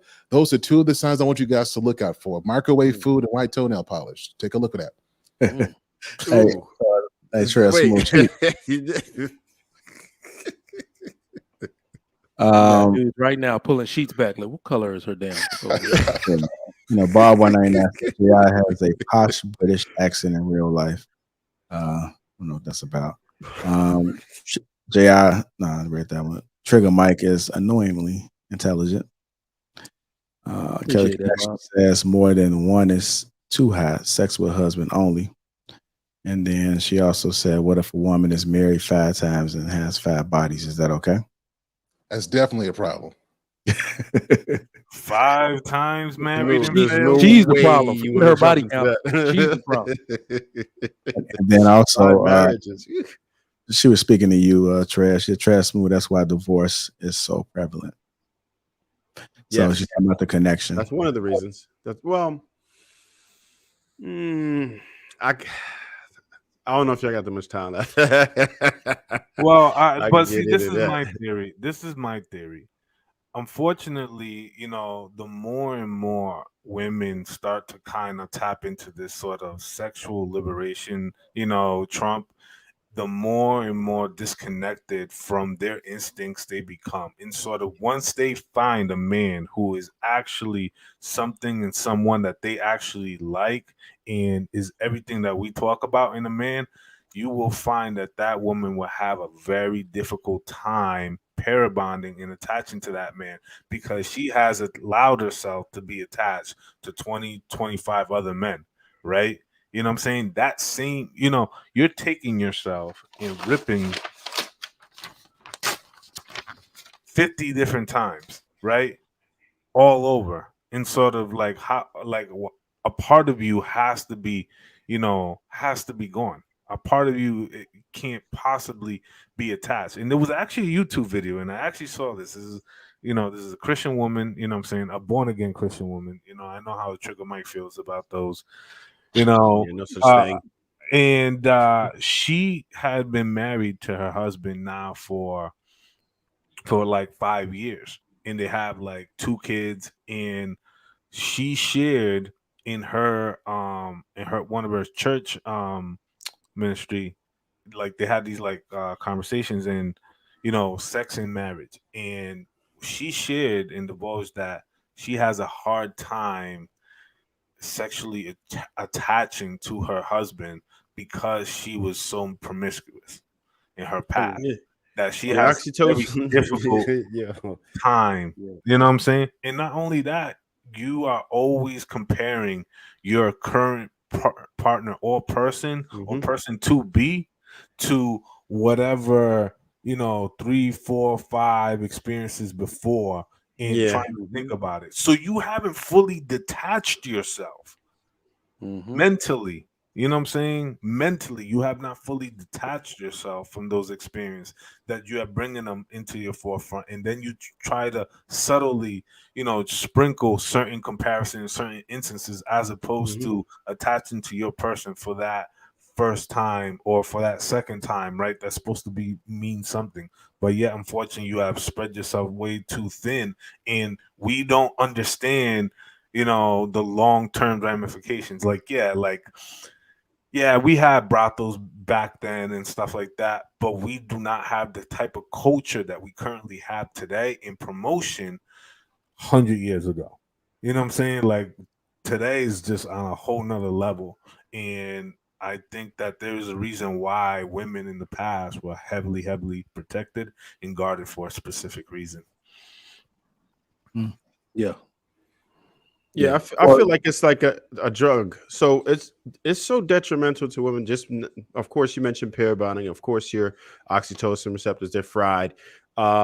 And then they start to make these comparisons. That's a whole nother crazy thing. But you start forgetting how to be with one guy. That's the problem, right? You're used to getting your needs met by multiple men, and you start putting these unrealistic standards on the men that you have. So maybe you met a man who was over 6 feet. Now you don't want to date nobody and then you add on, okay, now I met a poet. I need a guy that's 6 feet that does poetry. Now I need a guy I met a guy that cooked for me one time. So or just cooked for me a lot. Now I need a guy that's 6 feet that's a poet that cooks. Like the laundry list starts getting worse and worse. And once women realize that they can't get all of these things from the one particular guy, it just becomes crazy, and they start wanting to deal with other dudes, and they're used to being able to get all their needs satisfied by multiple men. So you can't really go back to that. It gets crazy. Men don't want to, not to mention, all the health risks involved for the STIs that like to linger, man. So you know what I mean? Let me they tell haven't you gotten off the carousel. let me tell you where we're at with that. And this Trig, before you answer, can I ask you a question? Yes, sir. Before you answer, is there a threshold? Now, I have a debate about this. Is there a threshold that if a woman crosses this number, as far as marriage is concerned, she's ruined? They've done a study about the divorce rate, and it says more than 10 partners, her chances of divorcing you go up exponentially. So if it's like less than 5, she will stay such and such percent of the time, high rate. More than 10, she's going to divorce you, and at an exponentially higher rate. Anything, I believe it was like anything over 5, it has it. They said over 6 and up. They were saying 6 and up. God. But it depends on the study. Yeah. It's bad. It's bad. And ladies, if you want to be wives, you need to listen to this. And not only that, this is the scary part, man, because it's a free sex culture, as we like to call it, a hedonistic culture, but it's not without its it's not without consequence, because I'm in medical education, and I teach and I respond to my students' discussion boards and train my instructors on stuff all the time. And I didn't know, I had to read it. Out of the 7,000 new cases of HIV last year, 4,000 of them, 57% were Black women alone. So when I saw, like, I had to just look it up and backtrack and say, okay, we're in a culture now where you got to protect your chastity for your health's sake. That is crazy to me. That one group of women own that much, that's wicked. Well, Trigger Mike, you got to understand that it's no longer protecting yourself from health. It's protecting yourself from getting pregnant. A lot of women are more focused of not getting pregnant or not getting pregnant by the wrong guy than catching an uncurable STD. That is fact. You know what I'm saying? From the wrong man. That's really what it is. The priorities have completely done a 180. Absolutely. But fellas, we play a part in this too, so I got to get on us. So I ain't got it. We can't just be knocking them down. Like I said, you got to protect your health as well, because there's a lot of guys who think that just because she's cute and she presents well, that she'll never. No, you got to protect yourself as well. Absolutely. You can't. Everybody thinking that. Something. Yeah, absolutely. And this is the worst part about it, Sir Hill. Look at the numbers. When we'll agree, right? The guys that are married, but there's a small percentage of these dudes knocking these women down and giving them these STDs. Exactly. So it's like most of some dudes that are listening that either in a relationship don't really dabble, or they're not that attractive to these women anyway, or they're literally listening like, Sir Hill, I don't get any ass. What are you talking about? You see what I'm saying? So it's a small percentage of these dudes doing it. It's a fact that 80% of men are invisible to most women. Yeah, that's a fact. Most men get play. They are going after unfortunately. No, let's give these brothers some hopes. If they just wait till she's 45 with 3 kids, their shots go up. So, fellas, if you're not getting anybody, your chances dramatically go up. About 25 years. And you don't forget the post wall. No, forget that. Don't wait for that, fellas. No, absolutely. Do what you got to do. That's not your future. Definitely ask this about that, fellas. This is what I say. Just try to get over that hump of the bell curve, and you'll be all right. The closer you get to the top 20%, your chances start increasing a lot. Like the closer you get to that, you're better. And you may not have to be good at all things, right? At least work on your look, become the best version of yourself. If most of us as men became the best version of ourselves, we would have a lot more access. That's just what it is. Just control what you can control. Yep. All right, let me get to these last with super chats so we get up out of here. Bob 199 says, "What if she has 5 bodies, but all in one night?" It just keeps From getting the worse. streets she cometh, to the streets she shall return. Yeah. Bob 499 says, "In Catholic theology, while the man is in charge, the woman has rights over the man that he must fulfill." And lastly, Kelly Connections 199. "Let me call in. I need to entreat the kings." Not tonight. We vow not to have women call in on King Talk discussion. So that was a show, but not this show. Not this show. So I'm gonna leave it up for the men in their space. All right. Y'all make sure to hit the like button. Also, make sure y'all subscribe to the channel. Make sure you guys follow everybody on the platform. Sir Hale, Luis, Trev, Smooth, Trigger Mike. Again, Trigger Mike is going live tomorrow morning. He'll be talking about body count. How high is too high? So y'all make sure y'all tune in to that. Anything else? Any final That dude words? looks so stressed. That dude looks so stressed in the picture. All right. I appreciate you, JR. Salute to the fellas.